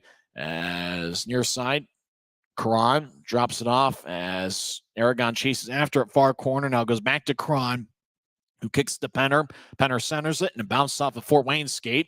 Komets will lift it out to center ice as it ricochets off the far boards 3 minutes into the third. As Yoon steers it ahead. Now goes back into the Komets zone, far side. Fort Wayne slides it across. And a bouncing puck left wing. Fort Wayne crosses center ice. Now they gained the line, and they try to drop it off. Aragon pokes it away. He slices it off the far boards. Grizzlies enter 2-on-3. Grizzlies over in the far corner. Karan slides to Aragon, who gets pushed. Karan gets held up along the wall. Aragon kicks to the near corner. Now it goes towards Wickers. Back to Penner, who chips to the near goal line for Karan. Sharp angled shot hits off of Parks and goes off the end wall as Fort Wayne slides it ahead. Komets will backhand it to center ice. Puck got air under it. Grizzlies have it. Semick over to Burke. Burke left wing gains the line. He veers off to his right and drops it off for Messner. Now Gallant skates to his right. Shot blocked, and it goes to Burke. Burke left side. Skates around Fort Wayne's net. He's now to the far side. He gets up top. Grizzlies fire a lefty shot, and it's blocked. Lots of blocked shots by Fort Wayne here tonight. Grizzlies lift it back in from neutral ice. Park stops it in the far goal line as play continues. Fort Wayne behind their net. 4 minutes into the third period, they still lead 5-1. As the Komets throw a rink-wide pass that doesn't connect, Januzzi fires to the far corner. Fort Wayne throws a bouncing puck towards the middle. Grizzlies throw up to the high slot. Fort Wayne keeps it in. As the Komets slide it just outside the nearest circle. As Fort Wayne back along the boards towards the far side, Berglund chases after it. He collides with Stone. Berglund dropped it off in the corner that he vacated. Now it kicks to the near side as Fort Wayne gets hit. Taking the puck is Stapley. He lost it. Right circle, lefty shot. Saved by Januzzi. As he holds on, as Stapley tried to get some air under it and didn't get very far. Went to the near circle. Fort Wayne had a good lefty shot, but Januzzi was able to make the stop. 15-19 left in the third period. It's still 5-1 Fort Wayne. As nobody has scored since Quinn Wickers found the back of the net. 8:02 into the second period. Draws going to be in the near circle as Tur Linden will take it for Fort Wayne. He has 9 goals and 11 assists in 22 games. For Utah, it's McMessner as Fort Wayne wins the draw. Martin Hash, right side, righty shot. Glove saved by Januzzi. He holds on as we get a whistle with 15-15 left in the third. Draw's going to come back to the near circle of the Grizzlies zone. Neither team made a change. We believe Messner will take the draw against Linden again. As a guy sporting a beard talking about something that's going on. Fort Wayne wins the draw. I don't hear any of the background noises that's going on in Fort Wayne. Grizzlies clear it out. Marcin Kevics to center ice, gathers it. Skates towards the high slot. Drops it off. Grizzlies, Semick, lefty shot, saved by Parks. Rebound goes to the far corner as Fort Wayne will clear it out to center. Grizzlies will shovel it back in. Marcin Kevics chases after it in the near corner. He delivers a hit, but Fort Wayne gets the puck. Komets throw a diagonal pass to center ice. It bounced off a skate. Grizzlies move it to Campagna. He gains the line near side and fires it off the backboards. Grizzlies get it poked away towards the near side as Fort Wayne moves it out to center, wearing a white jersey with orange numbers. Orange numbers are tough to spot. There's a little bit of white mixed in. Moisan along the end wall, crashes along the glass as Utah shovels it to the far side action in the Grizzlies zone. As Linden gets hit by Mayhew. Linden, a big guy, throws to the left point. Komets, righty shot is blocked. It's blocked by a Grizzly, and that's Quinn Wickers. It got him up high. As Wickers went down, I don't think it got him in the face. Looked like maybe the shoulder as they stopped play. As Wickers back to his feet, but it looked like that shot hurt him a little bit. 5-1 Komets, 14-16 left in the third. Wickers going to stay on the ice. Doesn't look like he'll come off. As looks like he's going to be a really good addition to the Grizzlies. He'll make his home debut, hopefully, this upcoming Saturday, December 23rd. Komets win the draw. They throw it to the right side. Corcoran, righty shot. Saved by Januzzi in the butterfly position. Puck flies towards the far side. Left point. Righty shot is blocked. As Wickers out to center ice battles, make that Raby battles with Corcoran. As Mayhew slides towards the near corner deep in the Grizzly zone, he gets the puck. He'll fire it to the far side 6 minutes into the third. Grizz cross center. They chip it to their left off the wall. As Penner chases after it, he backhands it towards the far corner. Fort Wayne picks it off. Komets move it ahead to center ice. Puck bounces off a Wedman stick, and it goes towards another Komet. I think that's Cormier, who fires it in. Komets on side. They skate around Januzzi's net towards the near side. Wedman gets tripped up, no call. As Fort Wayne and the white helmets with white socks, they get it up top.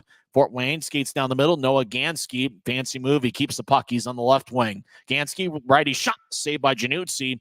As he gets the penner, does Januzzi. Raby lifts it high into the air, almost hit the scoreboard, we believe, at center ice.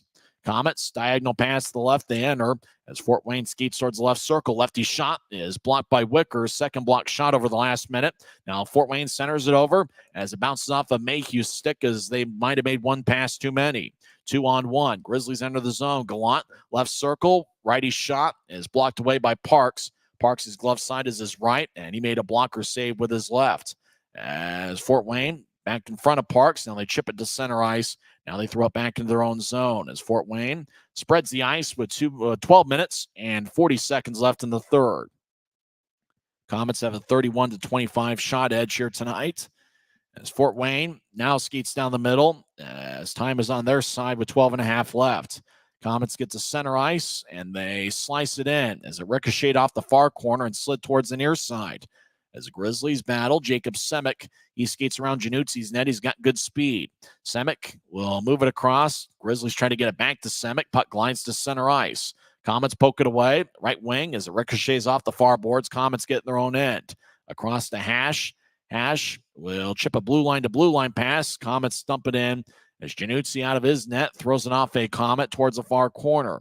Grizzlies deep in their own end, skate from right to left here in the third period. As Utah gets around a Komet as Campagna, right wing pass. Grizz from neutral ice, right hands it in as Messner, left wing, lefty shot saved by Parks. As Hash skates around his net, he's now to the far corner. Now he moves it ahead. Hash back in his blue line. He'll saucer it towards the Komets bench. Utah picks it off. Marcinkiewicz gains the blue line, skates in, drops off in the right point for Raby. Raby over towards where Marcinkiewicz is. He skates towards the far corner. Now he throws it back up top. Right point, righty shot goes wide as the Komets get to neutral ice. They cross center. Diagonal pass connects. Komets 2-on-3. Left circle, backhand shot. Saved by Januzzi. He holds on with 11:15 left in the third. There's a timeout of the ice. Nobody has scored here so far in the final regulation frame as Fort Wayne leads Utah 5-1 on the Grizzlies Hockey Network. Since 1939, America First has helped people start businesses, buy homes and cars, and achieve their financial goals.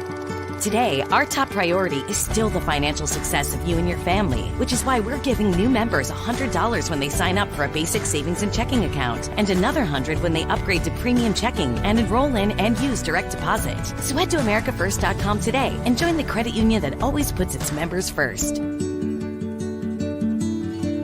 We keep this love in a photograph. We made these memories for ourselves.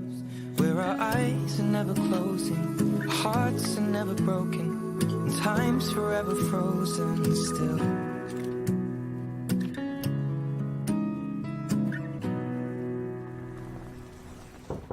So you can keep me inside the pocket of your ripped. 5-1 Komets, 11:15 left in the third period. Fort Wayne has outshot Utah 33-24. Quinn Wickers, as Utah's lone goal, was scored 8:02 into the second period with Raby and Marcinkiewicz getting the assists.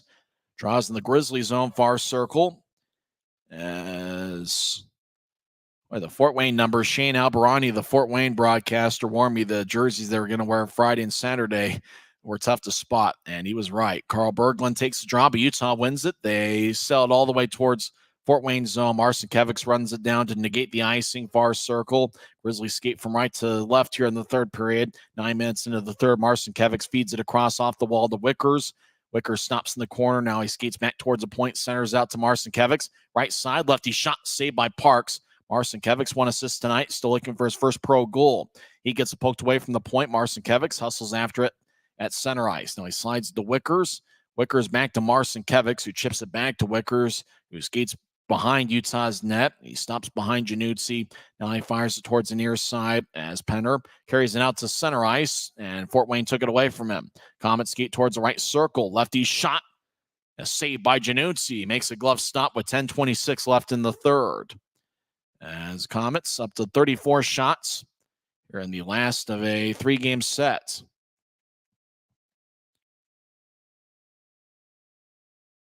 Faceoffs can be in the near circle. A couple fans see themselves on the video board. Sweet looking mustache for the guy on the right who was going to take a selfie of it, and they immediately cut away from him as we're back to live action. Mayhew gets to center ice. He crosses down the middle. Now he gains the line, veers off to the left. Mayhew chips it out in front. It rolls towards Parks. Fort Wayne cuts it off. Now Gallant over to Stapley near goal line. Over to Burke. One-timer. It goes wide as he tried to go glove sign on Parks, which is his right arm, as Fort Wayne carries it out to center ice. Mayhew back defensively. Fort Wayne 2-on-2. Left circle. Centering pass out in front. Bounces off of Januzzi. Good job by Yoon, who was back defensively as Fort Wayne gets hit. Yoon takes the puck. The Colorado captain last year. Left wing pass to Stapley, who carries across the red line. Now he moves it ahead down the middle. Yoon skates in, but everybody stops skating as the Grizzlies are called for offside with 9:45 left in the third. It's 5-1 Komets. We're back in 1 minute on the Grizzlies Hockey Network. At Smith's, shop Kroger brand products for all of your favorite things this holiday season. Because our proven quality products come at exceptionally low prices. And with a money-back quality guarantee, every dish is sure to be a favorite. These are a few of my favorite things. La la la la, la la la la. Whether you shop delivery, pickup, or in-store, Kroger brand has all your favorite things. Smith's, fresh for From commercial to recreational truck accessories, Mountain Land Truck Outfitters has got what you need. Flatbeds, spray and bed liners, lifts and leveling kits, wheels and tires. Mountain Land Truck Outfitters proudly uses a brand you know and trust. And with our experienced, knowledgeable, and friendly staff, your visit here will be informative and enjoyable. Stop into our convenient location in Provo at 265 South 100 West or call 801-225-4637 to get a quote for your fleet or individual truck. Mountain Land Truck Outfitters. 9 minutes, 45 seconds left in the third period. Nobody has scored here so far in the final frame. As Messner will take the draw.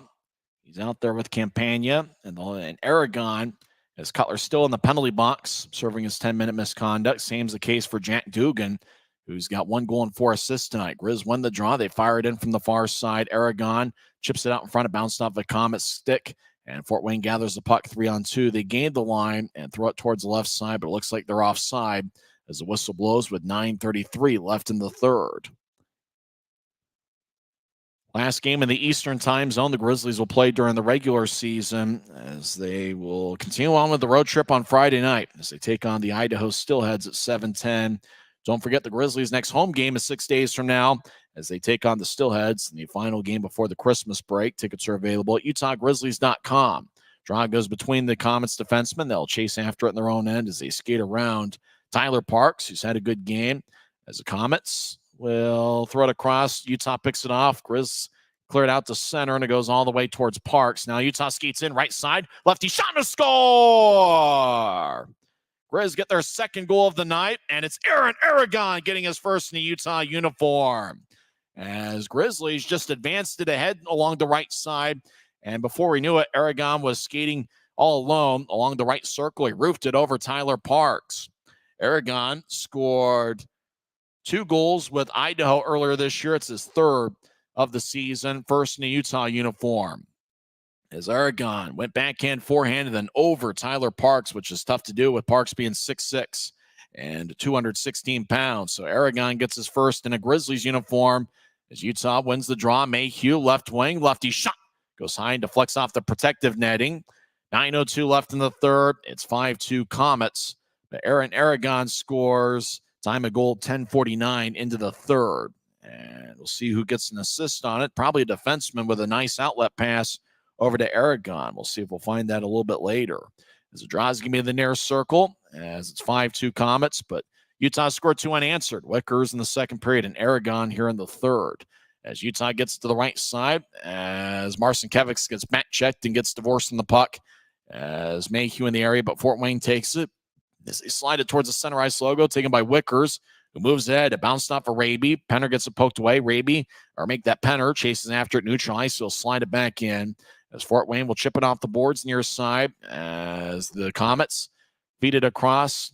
Komets trying to get to Vincent DeMay. Let's go. Berglund also is out there as well. As Mayhew chips it ahead to Burke at center ice. Burke gets it from Marcinkiewicz. He'll tap it to the far corner and chase after it as Burks collides along the glass with the Komet. 2-on-2 battle behind Tyler Parks' net as Parks looks over his left shoulder. Komets lifted out to center ice. It looked like it bounced off the board, so no delay of game as there's now 8 minutes and 12 seconds left in the third. As Stapley, they show him getting hit, and they show over and over again him hitting the ice. Unfortunately, we haven't seen Corey Thomas here in the third period after he got hit by Vincent DeMay late in the second period. And hopefully Thomas is okay, and whatever he's battling, he's not going to miss too much time. There's a drop, far side won by the Komets as they're on their own end, skating from left to right as they chip it out to center ice, bouncing puck. Fort Wayne will cross center and fire it in as Januzzi plays behind his net. As he fakes it to the far side, Fort Wayne takes it away. Puck skips towards the right side. Gallant clears it out. Looks like it's going to be icing on Utah. Fort Wayne gets it. Nope, it was deflected on the way. So Fort Wayne keeps play going as they throw it to the far side. Utah picks it off. Fort Wayne gets it back. Now they clear it out to center. As the Komets gained the line left side, they drifted to the corner. As Semick chases after it, Yoon out there as well. As Yoon gets it poked away, and the puck goes behind Utah's net as Fort Wayne near corner. As 2-on-2 collision in the corner, Yoon will throw it back around to the corner that was vacated by everybody. Semick slides it ahead off the boards. Gallant gets hit in the back. Very awkward hit, and it's going to be a penalty. As probably boarding, I'd imagine, as Gallant got hit awkwardly. He gets back to his feet slowly. Sean Sidlowski is going to the penalty box with 7:17 left in the third. So Utah's on a power play on the Aragon goal. Jacob Semick and J.C. Campagna each got the assist. So Campagna now has an assist in each of the two games with Utah as he signed yesterday before the game. Jacob Semick gets his first assist of the season in this game, 17. As Aragon gets his third of the year and first in the Utah uniforms. They show the hit over and over again. Sadlowski crashing Gallant along the boards. Back to live action. Campagna left wing shot saved by Parks.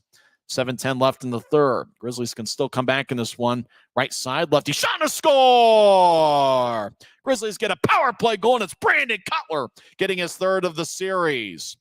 As Cutler will skate towards the bench first and high-five everybody on the Utah side. As Grizz get their first power play goal of the night.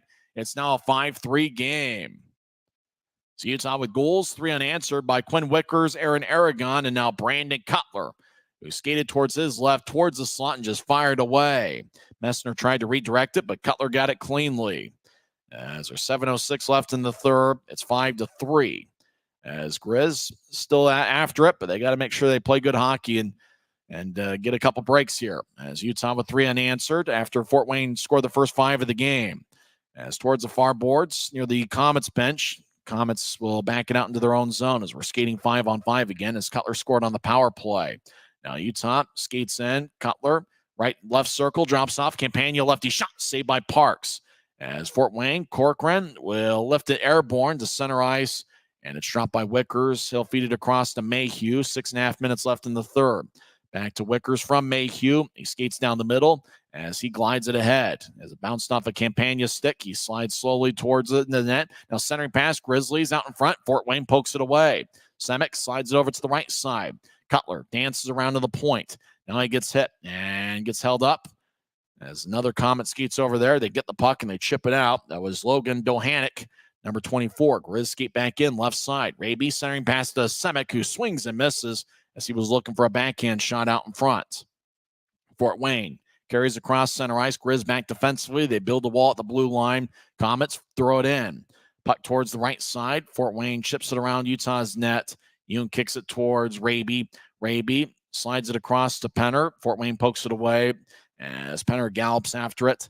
Now he'll steer it to the near corner. Semick still in the Grizzly zone. Diagonal pass to the right. Bounced off a Grizzly skater as Fort Wayne gets physical. Now Penner with the hit. Puck near the Fort Wayne blue line. It bounces off of Aragon as it hits off a couple skates. Grizzlies far circle, get to the far goal line. Aragon shot saved by Parks.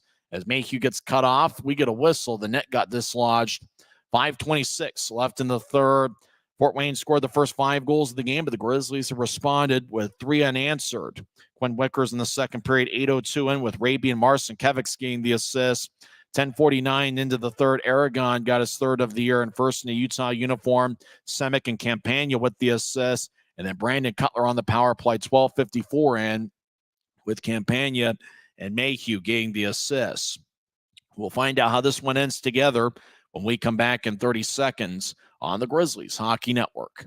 This isn't just copper. It's our job. It's food on our family's table. We're back to live action. No timeout as Fort Wayne gets the puck in their own end. It's 5-3, 5:14 and counting left in the third. As icing is going to be the call, Cole Gallant glides over there.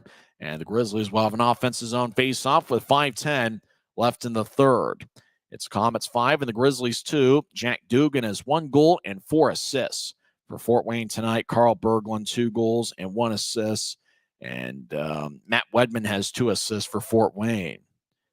Quinn Wickers is a +2 for the Grizzlies tonight. He has 1 goal on 2 shots. As a draw is going to be in the far circle. J.C. Campagna with 2 assists tonight. He has 3 assists in his first 2 games in a Grizzlies uniform. Stapley will take the face-off. He's out there with Gallant and Burke. Up top, we believe is Semick. We can only see, well, we can't even see the back of his jersey. Draw won by Fort Wayne. They skate from left to right here in the third period. Grizz from right to left. As the Komets pitch it all the way out. It's going to be another icing. Well, it would have been icing, but it went towards the crease. Januzzi had to play it. As Mayhew moves it ahead. Stapley enters the zone left side. He gets blasted along the glass. As he readjusts his helmet, puck deep in the Komet zone. Utah trips him up. Is it going to be a penalty? I think it might be. And now we get a wrestling match as Johnson went after Burke. It looked like Utah tripped up Fort Wayne. Then Johnson went after Burke. I don't know if that's going to negate the trip and send Fort Wayne to the box as well. 4:48 left in the third. The Grizzlies attempt to come back. The trip we did see that was pretty obvious with 4:48 left in the third. The question is, did Fort Wayne retaliate and get a penalty of their own? It doesn't look like it. Adams Moisan was the one that got tripped as the trainer goes out to see if he's okay. 4:48 left in the third. Utah does have 4 shorthanded goals this season. And boy, a 5th one here on this penalty kill would certainly be big. As tripping's a call, I think Nathan Burke is going to the box. As there's 4:48 left in the third. Komets 36 shots to the Grizzlies 30. As we'll be back in 30 seconds on the Grizzlies Hockey Network. Since 1939, America First has helped people start businesses, buy homes and cars, and achieve their financial goals. Today, our top priority is still the financial success of you and your family, which is why we're giving new members $100 when they sign up for a basic savings and checking account, and another $100 when they upgrade to premium checking and enroll in and use direct deposit. So head to americafirst.com today and join the credit union that always puts its members first.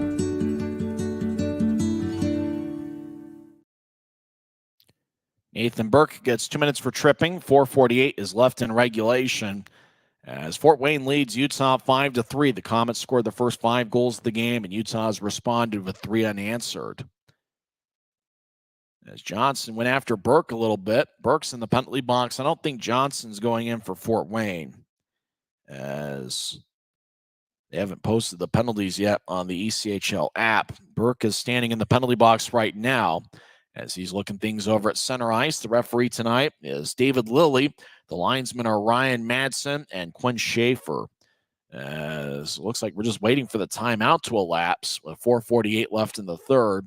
The referee is giving both teams' captains, or at least acting captains, a lecture. Xavier Bernard for Fort Wayne, and I believe Tyler Penner for Utah. As the Grizzlies will be off for the next 4 days, and they'll take on the Idaho Steelheads on Friday night. I don't know if Idaho plays until that Friday game. They might have quite a bit of time off. They did lose at home, did the Steelheads yesterday, to Rapid City, as Rapid City got a road victory. Oddly enough, the Rush have been a lot better on the road than they are at home. Rapid City is 7-5-1 on the road and just 3-7-1 at home. Utah still looking for their first road win of the season. As there's 4:48 left in the third, Komets 36 shots. Grizzlies have taken 30. As looks like here in the third period, Utah has a 14-10 edge on the shot count.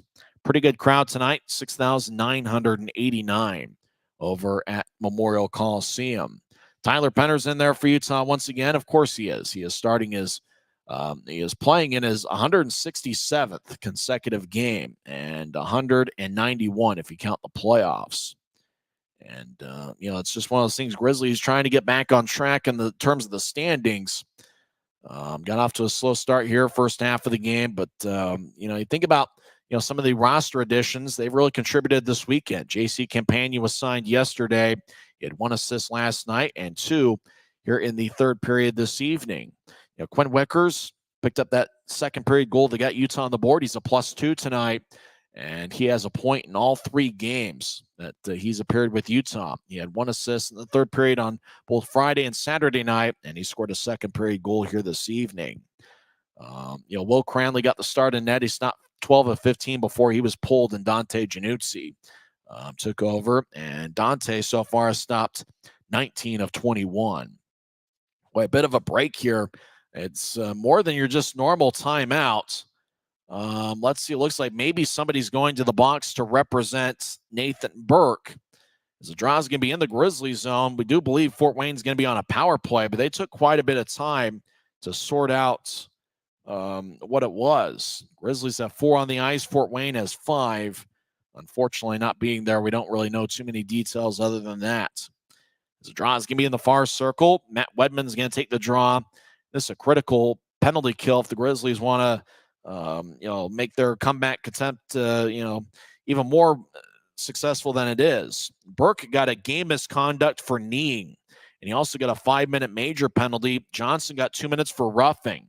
So it's a power play for Fort Wayne for the rest of regulation. Grizzlies clear it out as the Komets skate from right to left. And maybe the league, based on it being a kneeing and a game misconduct, league might take an extra look at that. Fort Wayne fires it off the far corner as the Grizz clear it out as Januzzi assisted with it.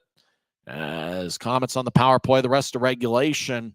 But Johnson did get 2 minutes for roughing. And as the Komets skate in right side, Dugan, centering pass out in front. Januzzi cuts it off. Grizz come back the other way.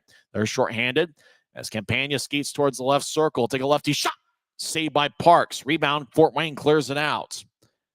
As 3:55 is left in the third, Grizzlies will zip it out to center ice, and it goes into the zone as Cutler slides it across. It ricochets off the near boards.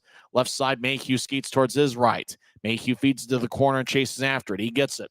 Centers it out in front, and the pass goes wide. Left side, Stapley saucers it over to Mayhew. Or make that somebody else as the Grizz. They were looking for the Michigan goal and just bobble the puck as it skates towards the point. Left side, Cutler gets it tapped away by Campagna, and now Fort Wayne has it in their own zone. 3:22 left in the third as Fort Wayne leads 5-2. They cross center ice. Now they gain the line, chip it over to the right side. Now reverse it back to the left. Komets back in the left point as they fire it towards the backboards. As the Komets get it back up top. Fort Wayne slides it across as Gansky throws to the right corner. Now back to Gansky. He gets to the left side. Now Fort Wayne centers it. Righty shot goes wide as it was a one-time tap from the slot. As it bounced off the end boards, Raby throws it across as Stone still in his own end will slice it deep in the Komet zone. Fort Wayne will be on the power play on the major penalty the rest of regulation. As Fort Wayne will cross center ice. Now they gain the line. Corcoran gains over to the left side as he drops it off, and Utah pokes it away. Raby battles with Corcoran. Corcoran feeds it up top. Actually, it's still in the zone as they continue to battle. 2-on-2. Mayhew joins to make it 3-on-2. Fort Wayne gets the puck. They throw it to the far circle. As the Komets drop it off. Lefty shot. Saved by Januzzi. Rebound goes to Utah. Corcoran keeps it in. Left side. 2:17 left in the third. As they bounce it off the boards. As it goes to Dugan. Dugan, centering pass, and it goes wide to the left side. The centering pass didn't connect to Berglund, who's on hat trick watch. Now Corcoran over to Dugan, who centers to Berglund. And the one-time shot is blocked away towards the protective netting as Berglund just kind of out there just trying to kind of tap it in on that shot there. Didn't get much on the one-timer and just bounced out of play. So we get a whistle, 2:05 left in the third. And obviously being shorthanded, this game might be in the refrigerator. But the Grizzlies second half of this contest put together a pretty good effort to try to climb back in this one. And so it just is what it is. The league might probably, because of the nature of a 5-minute major and a game misconduct for Burke, they might take an extra look at it. Hopefully it'll be available for the Grizzlies on Friday. Fort Wayne wins the draw. They start to Berglund. It tapped off his stick towards the far side as Yoon, far side, slides it across. Is taking his Campagna. He gathers it. He skates along the Grizzlies goal line, moves it ahead. Yoon, as the puck bounces on him, near side, as the Komets kick it back to the near corner. Wedman over in the corner gets pushed by Stapley. 1:40 left. Puck goes to Campagna, and could have been a hand pass as they let the play go. As Cutler, left side, taps it off a Komet skate as Fort Wayne skates towards the left circle. Januzzi's still in there. Komets, Wedman, centering pass, shot. Saved by Januzzi as Dugan was looking for a second of the game and almost had it.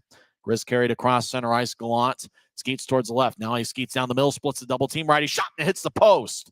As Cutler skates over, he gets pushed as Messner gets up top. Now to Wickers. High slot. He kicks to Gallant as he's on the right side. Gallant missed his 7th of the year on a post. Right side lefty shot saved by Parks. Grizzlies hack away, and Parks is covered up with an even 1 minute left in regulation.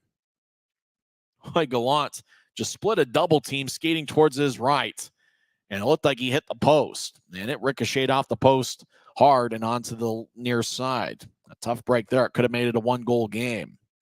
I imagine that with 1 minute left and down 2 that Januzzi might come off for an extra attacker, as Utah is going to be shorthanded the rest of regulation. There is now 5 on the ice for Utah, as now it looked like there was going to be 6. Let's see. There is 6 on the ice for Utah, as the net is now empty on the Grizzlies side. Fort Wayne's got 5. There's a draw won by Utah, as Fort Wayne will clear it out. As chasing after it is Campagna, as he's to the right side. He gets the puck. As Campagna moves ahead to center ice, Grizzlies cross center. As Stapley zips it in, as it bounces off the end wall, Fort Wayne slides it around the far side. 40 seconds left. Grizzlies right side, lefty shot. Saved by Parks as he just gathered it about chest high. 39 seconds left in the third. This one's in the refrigerator as Fort Wayne has a 5-3 lead. Draw's going to be in the far circle. This will be the last game the Grizzlies play in the Eastern time zone. And the Grizzlies are probably thinking good riddance with the Eastern time zone at this point. Newfoundland is so far east. They're in their own time zone. They're not in the East, and that's where the Grizzlies will play in the first week of January. Cutler will take the draw, far circle, 39 seconds left. Komets have outshot the Grizzlies 39-33. Utah wins the draw as right wing lefty shot goes wide. Grizz around the net. They try to kick it out in front. Puck, though, glides to the near corner. Fort Wayne backhands to the point. Campagna keeps it in on 2 knees. Centered is Cutler. Over to the right side. Yoon shot saved by Parks. It bounced off his glove. 20 seconds left. Fort Wayne boxes out Utah.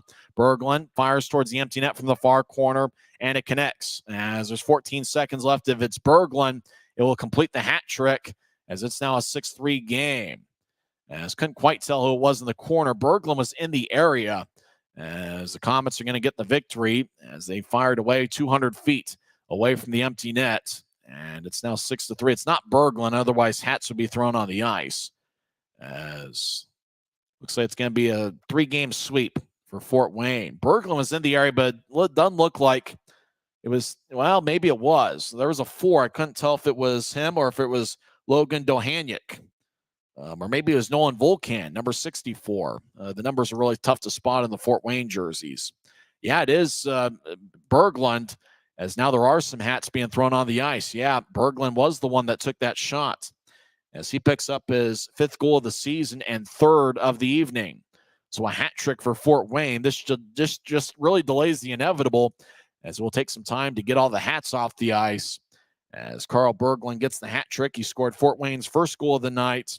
And then he also scored their 4th goal, which was the first of the second period, and obviously here on the empty net, as he scored from about 200 feet away over on the angle of the far corner.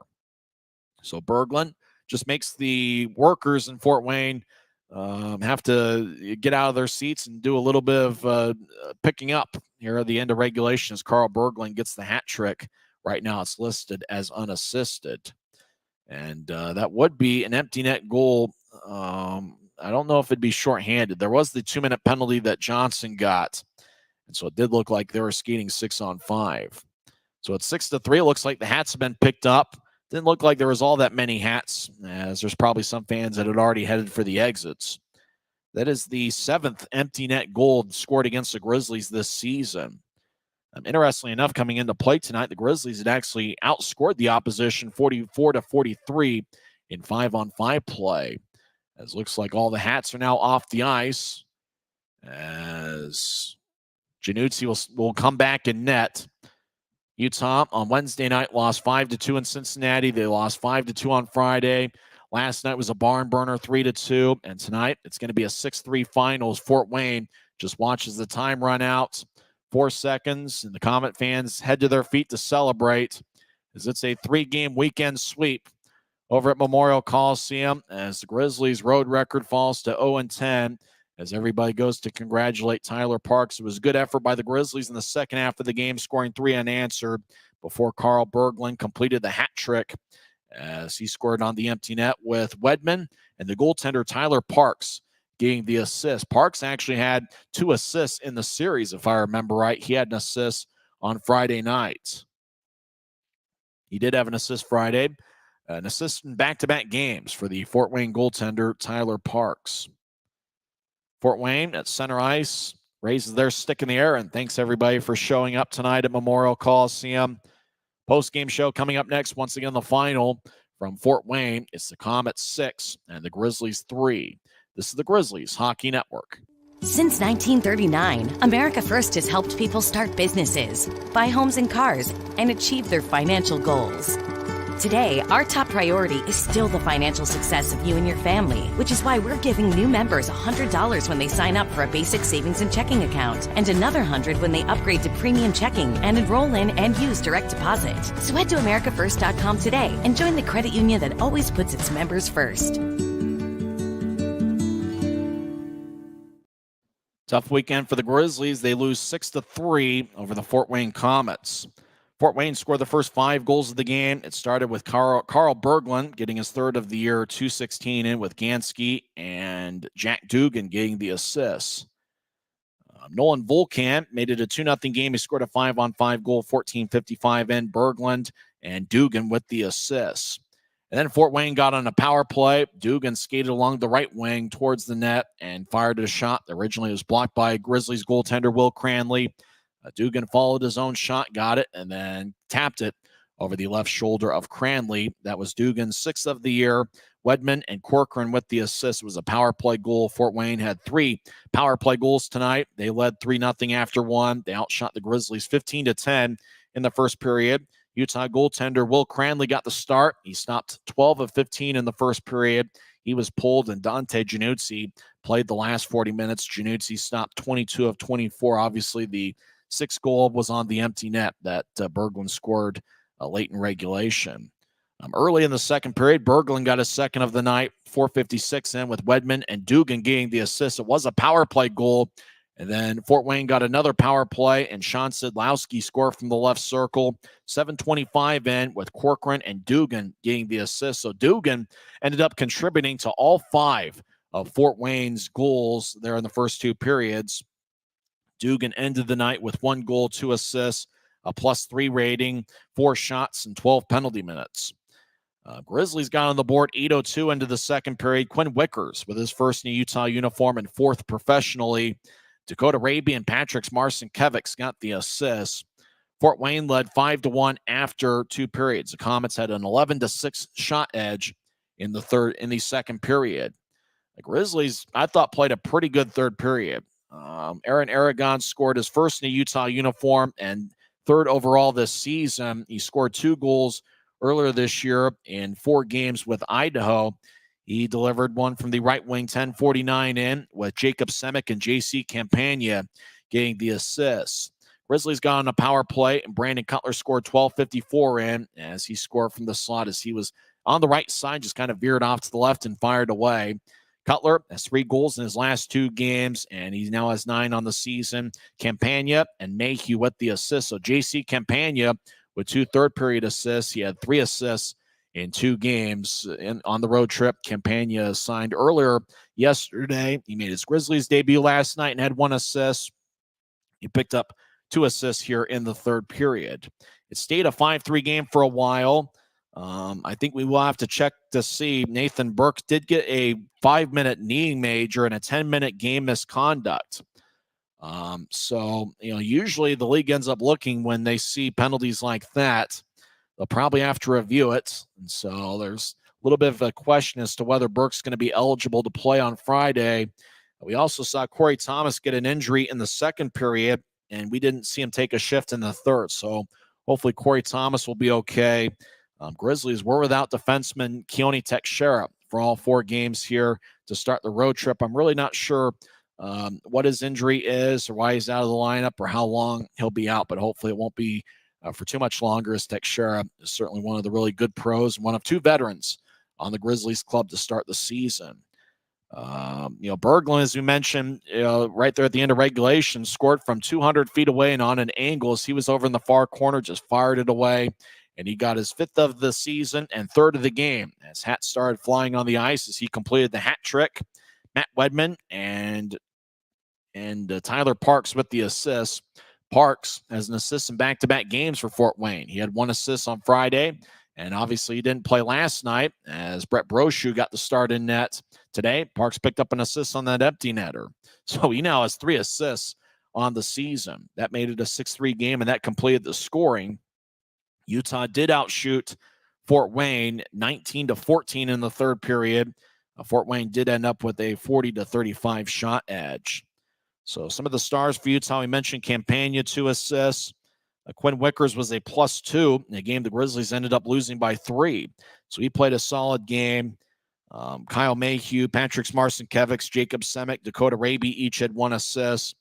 Brandon Cutler now has a point in 3 straight games and a goal in 2 straight, as he now has 3 goals in his last 2 games. Berglund led the way for Fort Wayne. He's the number 1 star, 3 goals and 1 assist and a +3. He had 6 shots on goal. The number 2 star is Jack, don't call me Jimmy Dugan. Jimmy Dugan, the character that Tom Hanks played in A League of Their Own. And I was thinking when I saw Jay Dugan on the box score, the only thing I could think of is Jimmy Dugan hitting home runs, 7-time National League home run champ before a drinking problem and a knee injury derailed his career.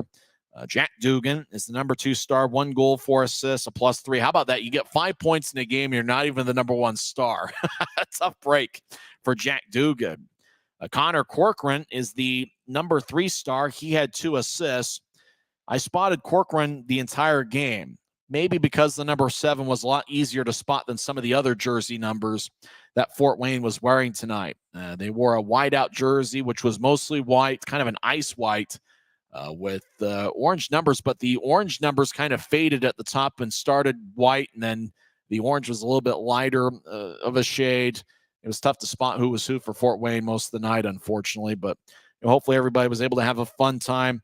It just is what it is. Attendance was pretty good. 6,989 on a Sunday afternoon, 69-89. So Utah went 0 for here so far on the road trip, 0 for 4. And really their record now is 8-15 on the year. Kind of strange to say, 8-5 at home and 0-10 on the road. Fort Wayne with the victory, their record goes to 12-8-1-2. Well, we do know the Grizzlies have had some success over in Idaho before. This will be their first meeting in Boise in the regular season, and it will be their first meeting with any sort of meaning. Obviously, they played in the preseason earlier this year in Idaho, got a victory, but it will be the first game with meaning since Game 6 of the Kelly Cup playoff series in the first round.